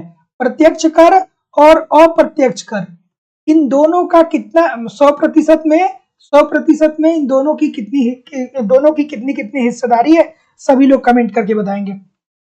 चलिए, तो ऑप्शन नंबर क्या आ रहा है भाई? बिल्कुल ठीक है। निम्नलिखित में से कौन सा सत्य है? तो जितने लोग भी बी बोल रहे हैं कि मुद्रा स्टॉक की मात्रा ही सही कीमत स्तर का निर्धारण करती है, तो option number B according to the question this is the right answer यहाँ पे होना चाहिए सर। कि देखिए, जो आपके पास मुद्रा का स्टॉक होता है ना, तो जो मुद्रा की आपके पास मात्रा होती है, उसी मात्रा के द्वारा कीमत स्तर का निर्धारण होता है। कैसे सर, कैसे? तो देखिए, जब मुद्रा की मात्रा में वृद्धि होती है तो कीमत स्तर में क्या आती है? कीमत स्तर में भी वृद्धि होती है और मुद्रा के मूल्य में कमी आती है। आपको फिशर साहब का MV = PT याद आना चाहिए था। यहाँ पे क्या कहते हैं कि अगर जो मुद्रा की मात्रा में वृद्धि होती है तो कीमत स्तर में भी दोगुने की वृद्धि आती है। अगर जो मुद्रा की मात्रा में वृद्धि होती है तो कीमत स्तर में 2 गुने की वृद्धि होती है और मुद्रा के मूल्य में आधे की कमी आती है, मूल्य में कमी आती है। तो आपका उत्तर क्या होना चाहिए? बी होना चाहिए। जितने लोग भी ऑप्शन नंबर बी बोल रहे हैं बिल्कुल ठीक बोल रहे हैं। देखिए दोस्तों, वर्तमान समय में जो आंकड़े आ रहे हैं उसमें बहुत ही करीबी अंतर है। ठीक है, बहुत ही करीब है दोनों, प्रत्यक्ष और अप्रत्यक्ष। ठीक है, चलिए, इस प्रश्न 50-50% के आसपास है। तो जब भी एग्जाम देने आप जाएंगे तो ऐसे तो मैं करेंट करा दूंगा, तो उस टाइम जो चीजें होंगी मैं बता दूंगा। लेकिन वर्तमान समय में बहुत तगड़ी फाइट चल रही है दोनों के मध्य, प्रत्यक्ष और अप्रत्यक्ष के मध्य। अगला प्रश्न आपके सामने ये रहा कि मुद्रावादी वे अर्थशास्त्री हैं जिनका यह मानना है कि, बढ़िया सा प्रश्न है, बिल्कुल ठीक है, बिल्कुल, कि मुद्रावादी वे अर्थशास्त्री हैं जिनका यह मानना है कि, क्या मानते थे भाई मुद्रावादी? बिल्कुल ठीक है। कौन? मुद्रावादी में किसका नाम आना चाहिए? फ्रीडमैन साहब, मिल्टन फ्रीडमैन साहब। इन्हें मुद्रावादी क्यों कहा जाता है? क्योंकि ये जितने भी अर्थशास्त्री हैं इन्होंने मुद्रा के संदर्भ में अपने सिद्धांत को दिए हैं, है ना? तो क्या उत्तर आ रहा है सर? तो जितने लोग भी यहाँ पे डी की तरफ जाएंगे, सभी के सभी लोग जो हो जाएंगे वो बिल्कुल गलत होंगे। जितने लोग भी बी बोलेंगे कि मुद्रा की पूर्ति सभी बाजारों में व्ययों को समान रूप से प्रभावित करती है, सभी लोग का उत्तर यहाँ पे ठीक होगा। Option number B according to the question this is the right answer हो जाएगा। तो फ्रीडमैन साहब क्या कहते हैं कि मुद्रा की पूर्ति के द्वारा अर्थव्यवस्था में समग्र मांग, ब्याज दर और उत्पादन तथा रोजगार का निर्धारण होता है और ये सभी बाजारों में इन सारी चीजों को सम्मिलित कर लिया जाता है। मानना क्या है ये बताता है। तो जितने लोग भी बी बोलेंगे सभी लोग का उत्तर यहाँ पे बिल्कुल ठीक होगा। डी बोलेंगे आप गलत हैं, ठीक है, डी नहीं होगा। ठीक है, अगला प्रश्न कि ठीक है कि केंसियन सिद्धांत में मौद्रिक नीति का संचरण प्रक्रिया होता है। तो दोस्तों, जितने लोग भी अभी तक चैनल पे सब्सक्राइब नहीं किए हैं आप चैनल को सब्सक्राइब कर लीजिए और बेल आइकन को क्लिक कर दीजिए। प्रत्येक दिन शाम को 7 बजे से आपकी क्लास होती है और लाइव स्टडी इलाहाबाद के मोबाइल एप्लीकेशन पे आपको कंप्लीट इकोनॉमिक्स पढ़ाए जा रहे हैं, सिंपल सटीक साधारण भाषा में। कंप्लीट इकोनॉमिक्स के नोट्स दिए जा रहे हैं, टेस्ट सीरीज भी दिए जा रहे हैं ताकि टेस्ट दीजिए और आपको पता चल पाए कि आपकी तैयारी कैसी चल रही है। साथ ही साथ आपको प्रीवियस ईयर के क्वेश्चन पेपर और करंट सब कुछ मेरे द्वारा प्रोवाइड किए जा रहे हैं। बस ईमानदारी से आप एप्लीकेशन पे पढ़ते रहिए, यूट्यूब पे प्रैक्टिस करते रहिए, कहीं भी इधर उधर से कुछ भी कलेक्ट करने की जरूरत नहीं पड़ेगी। ये दोस्तों मैं जिम्मेदारी और विश्वास से आपको कर रहा हूँ, सब कुछ आपका कवर हो जाएगा। एडमिशन ओपन है दोस्तों, UP TGT PGT, Jharkhand TGT PGT, MP set, सबका अलग अलग बैच है। एडमिशन की जो फीस है वो टीजीटी पीजीटी के लिए जो है वो केवल और केवल 2000 रुपए। इस नंबर पे गूगल पे, फोन पे या पेटीएम के माध्यम से आप पेमेंट करेंगे और इसका स्क्रीनशॉट सेंड करेंगे, या एमपी सेट की जो बैच है उसकी फीस 2500 इस नंबर पे पेमेंट करके आप एडमिशन ले सकते हैं। तो जैसा कि मैं देख पा रहा हूँ जी बोल रहे हैं सभी लोग, तो केंसियन अर्थशास्त्र में मौद्रिक नीति का संचरण होगा। तो ये जो डी वाले महानुभाव हैं, क्यों आपको याद नहीं आ रहा है क्या? किन साहब ने क्या कहा था?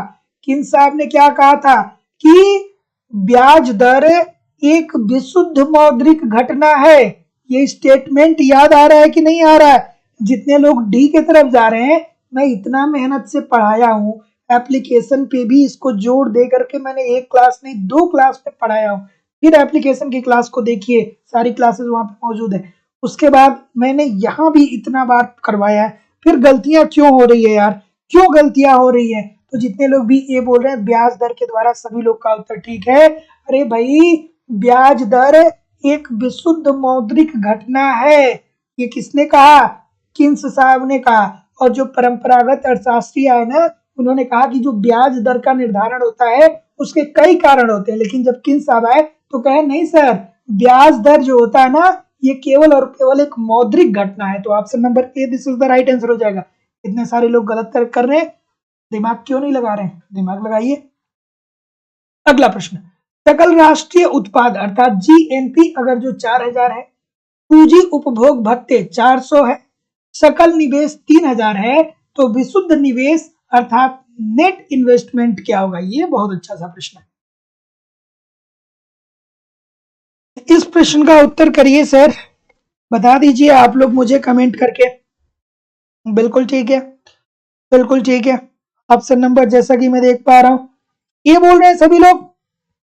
ए के अलावा कोई और है? ए के अलावा जो बोलेगा? कोई बोल रहा है सर 3600 होगा, 3600 होगा। ठीक है, देखते हैं। चलिए बताइए। तो विशुद्ध निवेश अर्थात net investment is equal to क्या होता है? सकल निवेश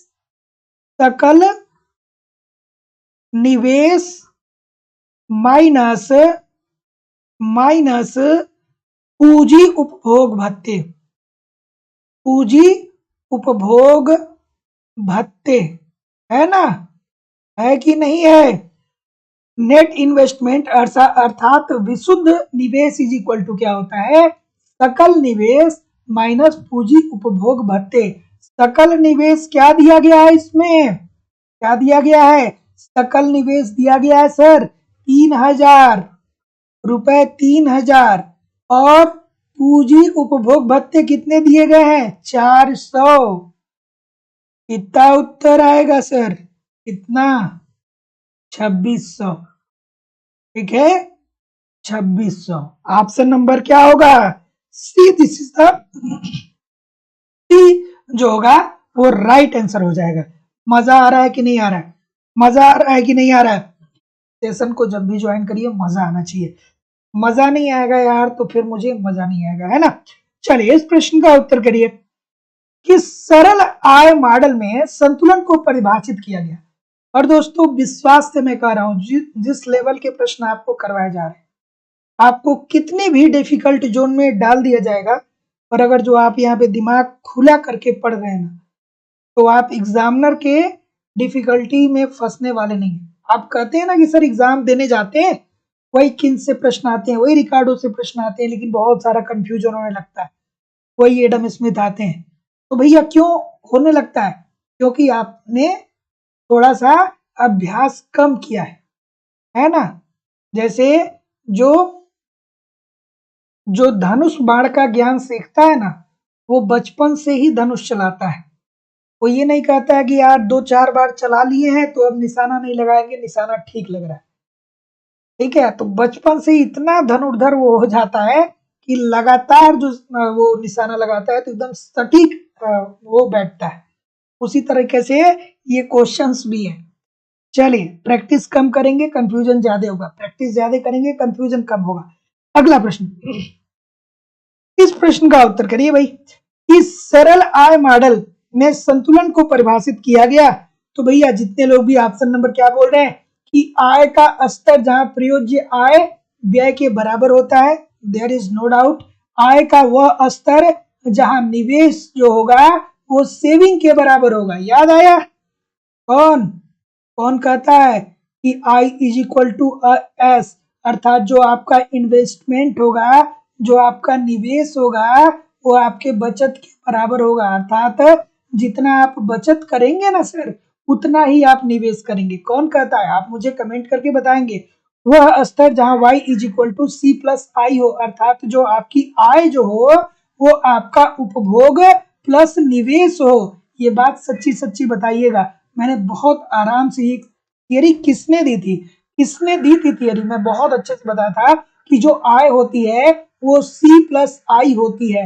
मतलब जो आपकी आय होती है तो या तो आय का आप उपभोग करते हैं और या तो उपभोग करते हैं और या तो आप इसका निवेश करते हैं। ठीक है, तो किन्स साहब क्या कहते हैं? ये जो निवेश जो होगा ना ये आपके बचत के बराबर होगा, अर्थात आई इज इक्वल टू एस होगा। अर्थात ये जो आप उपभोग करने के बाद क्या करेंगे? सेविंग ही तो करेंगे। उपभोग करने के बाद आप बचत करेंगे और जो आप बचत करेंगे ना यही बचत आपके निवेश के बराबर होगा। है कि नहीं है? याद आना चाहिए केन साहब की। तो जितने लोग भी डी बोल रहे हैं सभी लोग का उत्तर बिल्कुल ठीक है। एप्लीकेशन पे सारी चीजें मैं बहुत ही सविस्तार से और बहुत ही आराम से पढ़ाया हूँ। तो जो लोग भी एडमिशन लिए आपसे गलती की उम्मीद नहीं करता हूँ। ठीक है, अगर जो थोड़ी बहुत प्रॉब्लम हो रही है तो आप उस वीडियो को फिर रिवाइज करिए, 1 बार 2 बार 3 बार 4 बार लगातार पढ़ते रहिए। अगला प्रश्न आपके सामने ये रहा कि प्रतिष्ठित अर्थशास्त्र में मुद्रा पूर्ति में परिवर्तन क्या करता है? चलिए बढ़िया सा प्रश्न है। और डिस्क्रिप्शन बॉक्स में टेलीग्राम का लिंक है, टेलीग्राम को भी ज्वाइन जरूर कर लिया करिए। ठीक है, बिल्कुल बिल्कुल। C plus I is equal to C plus S, absolutely ठीक है। वहां पे सी से सी क्या होता है? कैंसिल आउट हो जाता है। ये भी बात सही है। हाँ, ये बात भी सही है। चलिए इस प्रश्न का उत्तर करिए। ऑप्शन नंबर क्या होगा? बिल्कुल ठीक है। ऑप्शन नंबर क्या बोल रहे हैं सर? लाइक शेयर क्यों नहीं करते? इतने सारे लोग इतने लोग क्लास देख रहे हैं फिर भी लाइक और शेयर की संख्या बहुत कम है। तो सभी लोगों से निवेदन है थोड़ा सा वीडियो को लाइक शेयर कर दिया करिए, क्लास आपकी है। चलिए ये बोल रहे हैं, सभी लोग ये बोल रहे हैं, ये बहुत अच्छी बात है। ये बोल रहे हैं तो अच्छा बोल रहे हैं कि प्रतिष्ठित अर्थशास्त्र में मुद्रा पूर्ति में परिवर्तन क्या करता है? कीमतों को प्रभावित करता है। ये लोग कहते हैं कि अगर जो मुद्रा पूर्ति में परिवर्तन होगा तो उससे कौन प्रभावित होगा? कीमतें प्रभावित होंगी। तो जैसा कि मैं देख पा रहा हूं ये बोल रहे हैं ना, बिल्कुल ठीक बोल रहे हैं। अगला, निम्नलिखित में से कौन सी अवधारणा जेएम केन्स से अधिक संबंधित है? चलिए भैया, सॉरी किन साहब से अधिक संबंधित है? किन से कौन अधिक संबंधित है? किन साहब को देखते ही अगर जो इस प्रश्न का उत्तर आपको पता है, इस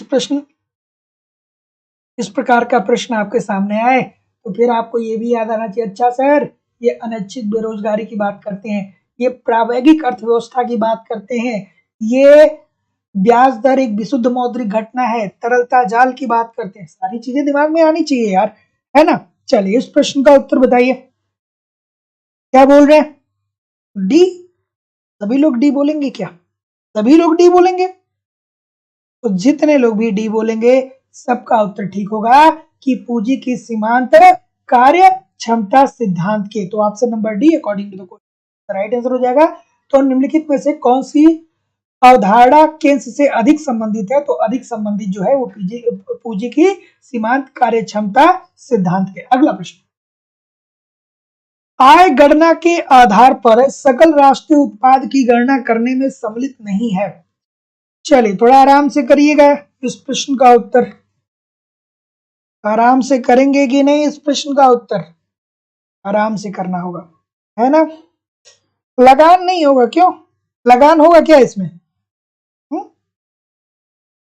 सकल राष्ट्रीय उत्पाद की गणना करते समय हम किसको सम्मिलित नहीं करते हैं?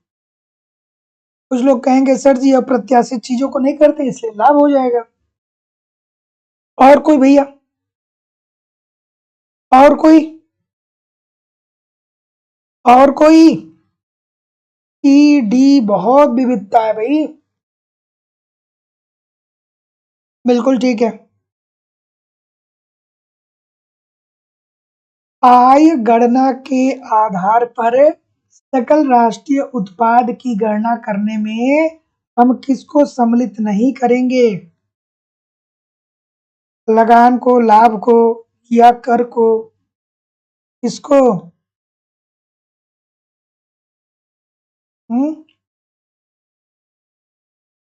ठीक है, मुझे पता है क्या लग रहा है, मुझे ऐसा लग रहा है कि इस प्रश्न में ही एरर है। यहाँ पे इसको होना चाहिए कि नहीं के बराबर हाँ होना चाहिए। ठीक है, तो ये होना चाहिए कि आय गणना के आधार पर सकल राष्ट्रीय उत्पाद की गणना करने में हम किसको सम्मिलित करते हैं। तो जब सम्मिलित करने की बात आएगी आप मजदूरी को शामिल कर देंगे। ठीक है, लगान, लाभ और कर जो होता है ये इसे सम्मिलित नहीं किया जाएगा। ठीक है, ज्यादा सही उत्तर इसका यही होना चाहिए, है ना। नहीं वाला जो टर्म है उसको शायद मिसप्रिंट किया गया है या प्रश्न गलत होगा, है ना। तो ऑप्शन नंबर ए होना चाहिए या कुछ जिसमें एरर है, इसमें या तो कुछ एरर है या नहीं तो फिर ऑप्शन नंबर ए होना चाहिए, है ना। अगला प्रश्न, प्रयोज्य आय बराबर होती है किसके, प्रयोज्य आय किसके बराबर होती है। चलिए इस प्रश्न का उत्तर करिए कि प्रयोज्य आय बराबर होता है, प्रयोज्य आय किसके बराबर होता है बताइए।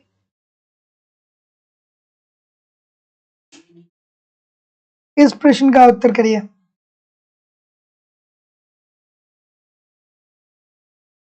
सी, सभी लोग ठीक सी बोल रहे हैं क्या। अच्छा भाई, सी बोल रहे हैं तो आप बोल रहे हैं तो ठीक बोल रहे होंगे, है ना। तो जितने लोग भी सी बोल रहे हैं कि जो व्यक्तिगत आय होता है उसमें से हम माइनस कर देते हैं प्रत्यक्ष कर को। Option number C according to the question this is the right answer हो जाएगा कि प्रयोज्य आय जो होता है वो बराबर होता है व्यक्तिगत आय माइनस प्रत्यक्ष कर के। ठीक है, मौद्रिक आय और वास्तविक आय में क्या अंतर होता है, मौद्रिक आय और वास्तविक आय में क्या अंतर हो रहा है पता है आपको, पता होना चाहिए, है कि नहीं। बिल्कुल ठीक है, क्या उत्तर होगा भाई कि यदि एक वर्ष में, इसीलिए बोलता हूं कि धैर्य बना के पढ़ना चाहिए, नहीं तो जल्दी जल्दी पूछेंगे पढ़ेंगे तो आपको ये लगेगा पता नहीं क्या पूछ दिया, ऐसा शब्द पूछ दिया जो हमको पता ही नहीं था। लेकिन ये लिखा है वर्ष में, यदि एक वर्ष में उत्पादित सभी वस्तुओं एवं सेवाओं का अंतिम मूल्य जोड़ दिया जाए तो उस वर्ष के कुल के लिए निम्नलिखित में से कौन सा सही होगा, कुल की बात हो रही है। ठीक है, चलिए क्या उत्तर होगा भाई, ये बोल रहे हैं अच्छी बात है, ये उस वर्ष के कुल सकल राष्ट्रीय उत्पाद के बराबर होगा। तो जितने लोग भी ये बोल रहे हैं सभी लोग का उत्तर बिल्कुल ठीक हो जाएगा कि यदि एक वर्ष में उत्पादित सभी वस्तुओं एवं सेवाओं का अंतिम मूल्य जोड़ दिया जाए तो उस वर्ष में कुल जो होगा वो किसके बराबर होगा, सकल राष्ट्रीय उत्पाद के बराबर होगा। Option number A this is the right answer हो जाएगा। अगला प्रश्न, जॉन मेनार्ड किन्स, चलिए भाई किसमें विश्वास रखते थे किसमें विश्वास नहीं रखते थे आपको बता देना है आराम से, ये तो बताएंगे आप। चलिए किन्स साहब का जो पूरा नाम नहीं जानता होगा वो भी कहेगा सर पता नहीं कहां से जॉन मेनार्ड एक अर्थशास्त्री आ गया था, ऐसा नहीं, वही है पूरा नाम है। क्या बोल रहे हैं, बिल्कुल ठीक है, परंपरागत अर्थशास्त्री, बार बार बताता हूं गलत नहीं होना चाहिए। गलत करेंगे क्या इस प्रश्न को, देखिए कितने सारे लोग गलत कर रहे हैं ना, कर लीजिए गलत, फिर मैं बता रहा हूं, गलत कर लीजिए फिर मैं आपको बता रहा हूं। ठीक, जो किन्स साहब हैं वो क्लासिकल अर्थशास्त्रियों की क्या करते हैं, क्या आलोचना करते हैं।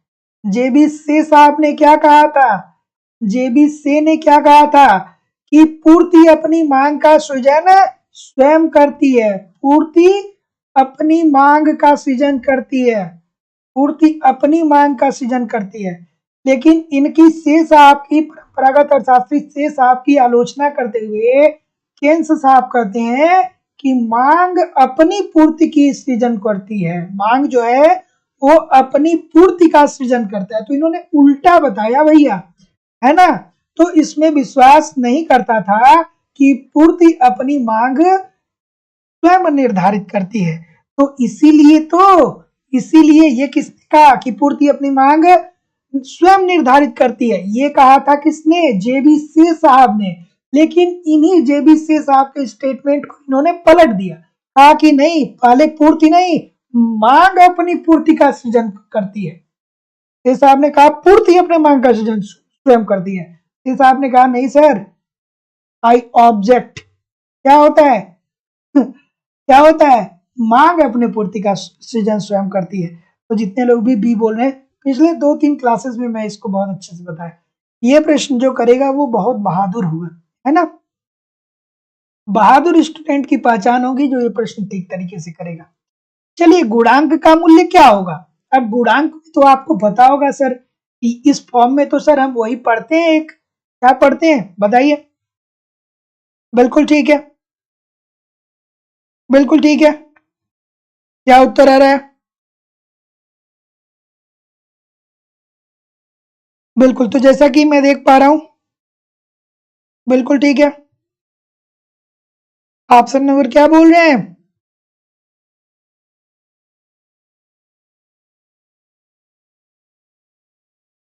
विनियोग में होने वाली वृद्धि राष्ट्रीय आय में की गुना वृद्धि करती है। कहां पढ़ते हैं सर, कहां पढ़ते हैं बताइए आप मुझे। तो जैसा कि मैं देख पा रहा हूं, बिल्कुल ठीक है, बिल्कुल ठीक है। गुणक हम लोग पढ़ते हैं कि नहीं पढ़ते हैं? गुणक में k इज इक्वल टू क्या पढ़ते हैं? k इज इक्वल टू क्या पढ़ते हैं सर? कि विनियोग में होने वाली वृद्धि, आई के डेल्टा आई क्या है? विनियोग है। के क्या है? कई गुना, ठीक है। इज इक्वल टू क्या है? आपकी आय है, ठीक है। तो विनियोग में हुई वृद्धि से राष्ट्रीय आय में के गुना वृद्धि होती है। तो हम के इज इक्वल टू क्या लिख सकते हैं? Delta I upon delta Y upon delta I लिख सकते हैं। और इसी को जब हम क्लेरिफाई थोड़ा सा करेंगे तो k इज इक्वल टू क्या आ जाएगा? 1 upon 1 minus delta I upon delta Y, ठीक है। थोड़ा सा मैथमेटिक्स आता होगा तो आप आराम से कर पाएंगे। इसका मतलब सब बहादुर है ना, ठीक है। फिर याद आना चाहिए k is equal to 1 upon MPS, k is equal to 1 upon 1 minus MPC, ठीक है, सब याद आना चाहिए। अगला, ओकुन का नियम ट्रेड ऑफ बतलाता है निम्न के बीच संबंध को। किसके किसके मध्य संबंध को बताता है ओकुन का नियम? चलिए भैया बताइए। लाइक शेयर जो लोग नहीं किए हैं, क्यों नहीं किए हैं? सभी लोगों से निवेदन है कि थोड़ा सा वीडियो को लाइक और शेयर कर दिया करिए। इतने सारे लोग क्लास इतनी देर से देखते हैं लेकिन फिर भी लाइक और शेयर की संख्या बहुत कम होती है। तो निवेदन है आप सभी लोगों से कि लाइक शेयर किया करिए। क्लास आपकी है तो जिम्मेदारी भी आपकी बनती है। तो क्या उत्तर होगा भाई? ऑप्शन नंबर क्या बोल रहे हैं? ओकुन की बात हो रही है, इजी सी बात है, सबको पता होगा सर कि बेरोजगारी एवं आर्थिक समृद्धि की बात बोलते हैं। तो जितने लोग भी बोल रहे हैं, सभी लोग का उत्तर यहाँ पे बिल्कुल ठीक हो जाएगा कि ओकुन का नियम ट्रेड ऑफ बताता है किसके किसके मध्य संबंध? बेरोजगारी और आर्थिक समृद्धि के। अगला, जब वास्तविक सकल राष्ट्रीय उत्पाद का विस्तार हो रहा होता है तब ऐसी स्थिति में कौन सी बातें अर्थव्यवस्था में होती है आपको बताना है। चलिए भाई बताइए, बताइए आराम से। बी बोलेंगे क्या? सभी लोग बी बोलेंगे? चलिए भाई, अच्छी बात है। देखिए, जब वास्तविक सकल राष्ट्रीय उत्पादन का विस्तार हो रहा है, तो जब भैया उत्पाद बढ़ेगा तो ऐसी स्थिति में आर्थिक समृद्धि गहनतम एवं विस्तृत हो जाएगी। दोनों हो जाएगा ना, है ना। जब उत्पादन का स्तर बढ़ रहा है तो समृद्धि और गहनतम हो जाएगा और भी विस्तृत हो जाएगा। इजी सी बात है, see this is the right answer हो जाएगा। साहसिक कार्य हमेशा संचालित किए जाते हैं। ये देखिए कितना प्यारा सा प्रश्न आ गया, कितना प्यारा सा प्रश्न आ गया। अब ये प्रश्न उन लोगों को थोड़ी मिलेगा जो लोग ये सोच के चले गए कि 9 बज गए आप क्लास बंद हो जाएगी। अब ये प्रश्न उनको थोड़ी मिलेगा। चलिए बताइए, देखिए कितना प्यारा सा प्रश्न। चलिए भाई बता दीजिए। ऑप्शन नंबर सी सभी लोग कर रहे हैं, बहुत अच्छी बात है, सभी लोग सी बोल रहे हैं। सी बोल रहे हैं आप, अच्छा कर रहे हैं भाई, अच्छा कर रहे हैं, अच्छा कर रहे हैं। जितने लोग भी सी बोल रहे हैं ठीक कर रहे हैं। नाइट साहब को पढ़ा है, नाइट साहब को पढ़ा है, नाइट साहब को पढ़ा है, पढ़ा है कि नहीं पढ़ा है? पढ़ा है ना। क्या कहते हैं, क्या कहते हैं कि एक जो साहसी होता है ना, वो भविष्य में देखता है कि अनिश्चित जोखिम उठाता है, अनिश्चितता उठाता है, भविष्य में देखता है कि अगर जो हम निवेश करेंगे तो उससे हमको हानि भी हो सकती है, लेकिन फिर भी वो इस अनिश्चितता को उठाता है और इसी अनिश्चितता को उठाने के बाद वो क्या करता है, उत्पादन करता है और इसी अनिश्चितता उठाने के प्रतिफल के रूप में उसे लाभ की प्राप्ति होती है। तो जितने लोग भी सी बोल रहे हैं ना, क्यों हवा में बोल रहे हैं भैया, बी उत्तर होगा, है ना। तो ऑप्शन नंबर बी, देखिए कितना मजेदार सा प्रश्न है। नाइट साहब को आपने पढ़ा है, नाइट साहब कहते हैं कि एक जो साहसी होता है या जो एक पूंजीपति होता है, वो भविष्य में देखता है कि अनिश्चितता है, लेकिन फिर उस अनिश्चितता के बावजूद भी वो क्या करता है, निवेश करता है, उत्पादन करता है और उसी के प्रतिफल से लाभ मिलता है ना। मजेदार प्रश्न था कि नहीं था? ठीक है, ये कुछ प्रश्न ऐसा ही था कि पेन ये आपके आंखों के सामने है, लेकिन फिर भी पेन आपको दिखाई नहीं दे रहा है। ये प्रश्न कुछ उस टाइप का था। अगला प्रश्न है कि निम्नलिखित में से कौन सा युग्म सुमेलित नहीं है? इसमें से कौन सा युग्म सुमेलित नहीं है? कौन सा युग्म सुमेलित नहीं है? बिल्कुल ठीक है, थोड़ा सा लाइक और शेयर जरूर कर दिया करिए। बिल्कुल ठीक है, तो देखिए यहाँ पे सुमेलित सही नहीं होगा। एग्जिट नीति जो होती है वो क्या होता है, निर्यात सहायकी से होता है। एग्जिट नीति जो होता है वो निर्यातों को बढ़ाने से होता है, न कि आयात नियंत्रण से। अगला, भुगतान संतुलन एक वार्षिक लेखा विवरण है एक राष्ट्र की। इजी सी बात है सर, सबको पता होगा, है कि नहीं है? ये तो सबको पता होगा, फिर गलत नहीं करना है, इस प्रश्न को गलत नहीं करना है। भुगतान संतुलन एक वार्षिक लेखा विवरण है एक राष्ट्र का। तो जितने लोग भी डी बोल रहे हैं कि अंतरराष्ट्रीय व्यापार एवं वित्तीय सौदों का, इसके अंतर्गत सरकार का एक राष्ट्र का विश्व के अन्य देशों के साथ क्या होता है, लेखा जोखा होता है। एक अर्थव्यवस्था में मुद्रा की पूर्ति बढ़ाई जा सकती है यदि, मुद्रा की पूर्ति हम अर्थव्यवस्था में क्यों बढ़ा सकते हैं सर? सबको पता होगा कि केंद्रीय बैंक जनता से सरकारी प्रतिभूतियां अगर जो खरीद ले, ठीक है, तो ऐसी स्थिति में मुद्रा की पूर्ति, मुद्रा जो होगा वो केंद्रीय बैंक के पास चला जाएगा, लोगों के पास मुद्रा की मात्रा कम हो जाएगी, तो ऐसी स्थिति में मुद्रा की पूर्ति बढ़ाई जा सकती है। अगला, मुद्रा के कार्य सबको पता होगा भैया, मुद्रा के विनिमय के भी कार्य होते हैं, मूल्य का भी मापन करता है और मूल्य का संचय भी करता है, तो डी बिल्कुल सही है। अगला, मौद्रिक गुणक अनुपात होता है, ये बढ़िया सा प्रश्न है, चलिए भाई इसको करिए, इस प्रश्न का उत्तर करिए। गलत करेंगे तो ठीक नहीं होगा, सही करेंगे तो बहुत अच्छा होगा। मुद्रा गुणक क्या होता है? M3/M0, कहाँ पे है? M3/M0, M3/M0 कहाँ पे है भैया? मुद्रा की मात्रा तथा बैंक कोष, M0 को वही तो बोलते हैं ना। तो जितने क्यों बोलते हैं? क्योंकि साख के सृजन का वही आधार होता है।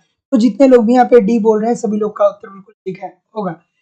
स्फीति के आधार होते हैं, सबको पता होगा सर, रेगती हुई स्फीति होती है, इसमें क्या होता है कि महंगाई बहुत धीरे धीरे बढ़ती है, ठीक है, 1 से लेके 6% तक। चलती हुई स्फीति 10% से ज्यादा की स्थिति होती है। दौड़ती स्फीति 30%, 30-33% से ज्यादा की स्थिति होती है। तो जितने लोग भी डी बोल रहे हैं ठीक बोल रहे हैं।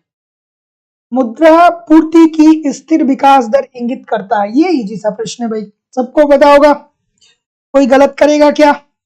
कोई गलत करेगा? तो जितने लोग भी बी बोल रहे हैं सभी लोग का उत्तर ठीक है कि मुद्रा पूर्ति की स्थिर विकास दर इंगित ये करता है कि मुद्रा की मात्रा को क्या करना है, स्थिर रखना है। अगला, थोड़ा जल्दी जल्दी करते हैं क्योंकि पॉलिटी की क्लास शुरू होने वाली होगी। भारत में बैंकों का बैंक कौन सा है भाई? बैंकों का बैंक कौन है? ठीक है, पढ़ाया हूं बहुत अच्छे से, बचपन से पढ़ा होगा, रिजर्व बैंक ऑफ इंडिया। अगला, कोई भी प्रश्न नहीं है, लेकिन कहीं भी जाइएगा नहीं, कमेंट करके बताइए कि कितने प्रतिशत प्रश्न आपके सही हुए। और दोस्तों, लाइव स्टडी इलाहाबाद के मोबाइल एप्लीकेशन पे इकोनॉमिक्स की आपकी दूसरी क्लासेस हो रही हैं। वहां पे इकोनॉमिक्स के A to Z complete concept पढ़ाए जा रहे हैं। अगर जो आपके कॉन्सेप्ट क्लियर रहेंगे तो मैं विश्वास से कह सकता हूं कि आपको ऑब्जेक्टिव क्वेश्चन को सॉल्व करने में कोई दिक्कत नहीं होगी। सिंपल सटीक साधारण भाषा में आपको A to Z इकोनॉमिक्स के सारे कॉन्सेप्ट पढ़ाए जा रहे हैं।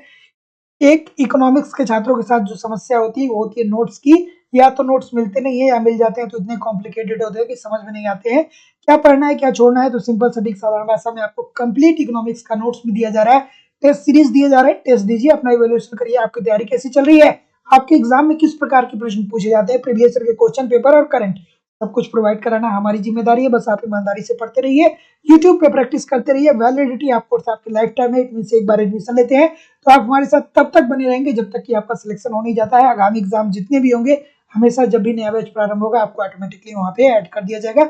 UP TGT PGT, Jharkhand TGT PGT, MP set, ठीक है, साथ ही साथ जीआईसी एलटी और यूजीसी नेट की अलग अलग कक्षाएं दोस्तों उपलब्ध है। एडमिशन की जो फीस है वो केवल मैं यहाँ पे टीजीटी पीजीटी के लिए बता रहा हूँ, तो 2000 रुपए है। इस नंबर पे आपको पेमेंट करना होगा गूगल पे, फोन पे या पेटीएम के माध्यम से, और उसका स्क्रीनशॉट आपको इसी व्हाट्सएप नंबर पे सेंड करना होगा। अगर जो आपको इकोनॉमिक्स के नोट्स चाहिए, टेस्ट सीरीज चाहिए, प्रीवियस ईयर के क्वेश्चन अलग से कुछ भी चाहिए तो अलग से भी प्रोवाइड हो जाएगा। कोई भी इंक्वायरी के लिए इस नंबर पे आप मुझे कॉल करिए या व्हाट्सएप मैसेज जरूर करिए, ठीक है।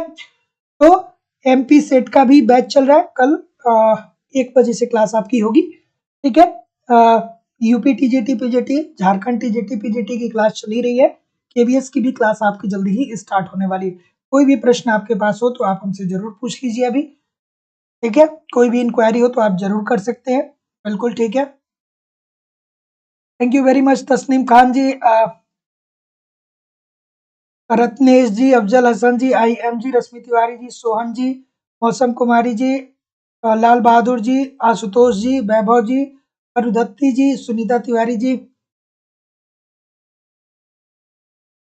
सदानंद मिश्रा जी। 3 गलत हुए, कोई दिक्कत नहीं, अच्छा कर रहे हैं। रेणु जी, सीमा जी, अभी जी, रागिनी जी, सुंदरी कुमारी जी, निरुपमा जी, अंकिता जी, शिवानी जी, बिल्कुल ठीक है, बिल्कुल ठीक है। शिवानी श्रीवास्तव जी, निरुपमा सिंह जी, चलिए मीनू यादव जी, चलिए thank you very much everybody, है ना। तो दोस्तों, पढ़ते रहिए और देखिए जिंदगी में अगर जो कुछ आपको बेहतर करना है, ठीक है, तो हम लोग इकोनॉमिक्स पढ़ रहे हैं, डिमांड एंड सप्लाई को पढ़ रहे हैं, ठीक है। मतलब अगर जो आपको सरकारी जॉब की मांग है तो उसकी पूर्ति करने के लिए आपको कड़ी मेहनत करना पड़ेगा, आपको अपना आलस त्यागना पड़ेगा, ठीक है। इधर उधर की चीजों पे कम ध्यान देना पड़ेगा, जो चीज ज्यादा महत्वपूर्ण है उस पे ज्यादा ध्यान देना पड़ेगा, ठीक है। और देखिए दोस्तों, असफल व्यक्तियों की एक पहचान होती है, पहचान ये होती है ना कि जो चीजें वर्तमान में होती है ना, जहां से वो लाभ उठा सकता है, वो जो जहां से वो लाभ उठा सकता है उस चीज पे उसका फोकस कम रहता है, और जो जहां से लाभ नहीं मिलेगा वहां पे उसका फोकस ज्यादा होगा, अननेसेसरी तरीके से वो कार्य भी नहीं करेगा, और जहां से कुछ चीजें जहां से उसको आउटकम मिल रही है उस आउटकम को वो प्राप्त करने की चेष्टा नहीं करेगा, ठीक है। तो जब भी जिंदगी में जहां से भी आपको आउटकम मिल रहा है उसको ज्यादा से ज्यादा क्या करिए कि प्राप्त करने को सोचिए, ना कि कोई दूसरा प्लान, कोई तीसरा प्लान, ठीक है। तो चलिए मिलेंगे शाम को 7 बजे कल एक नए उत्साह, नए एनर्जी के साथ।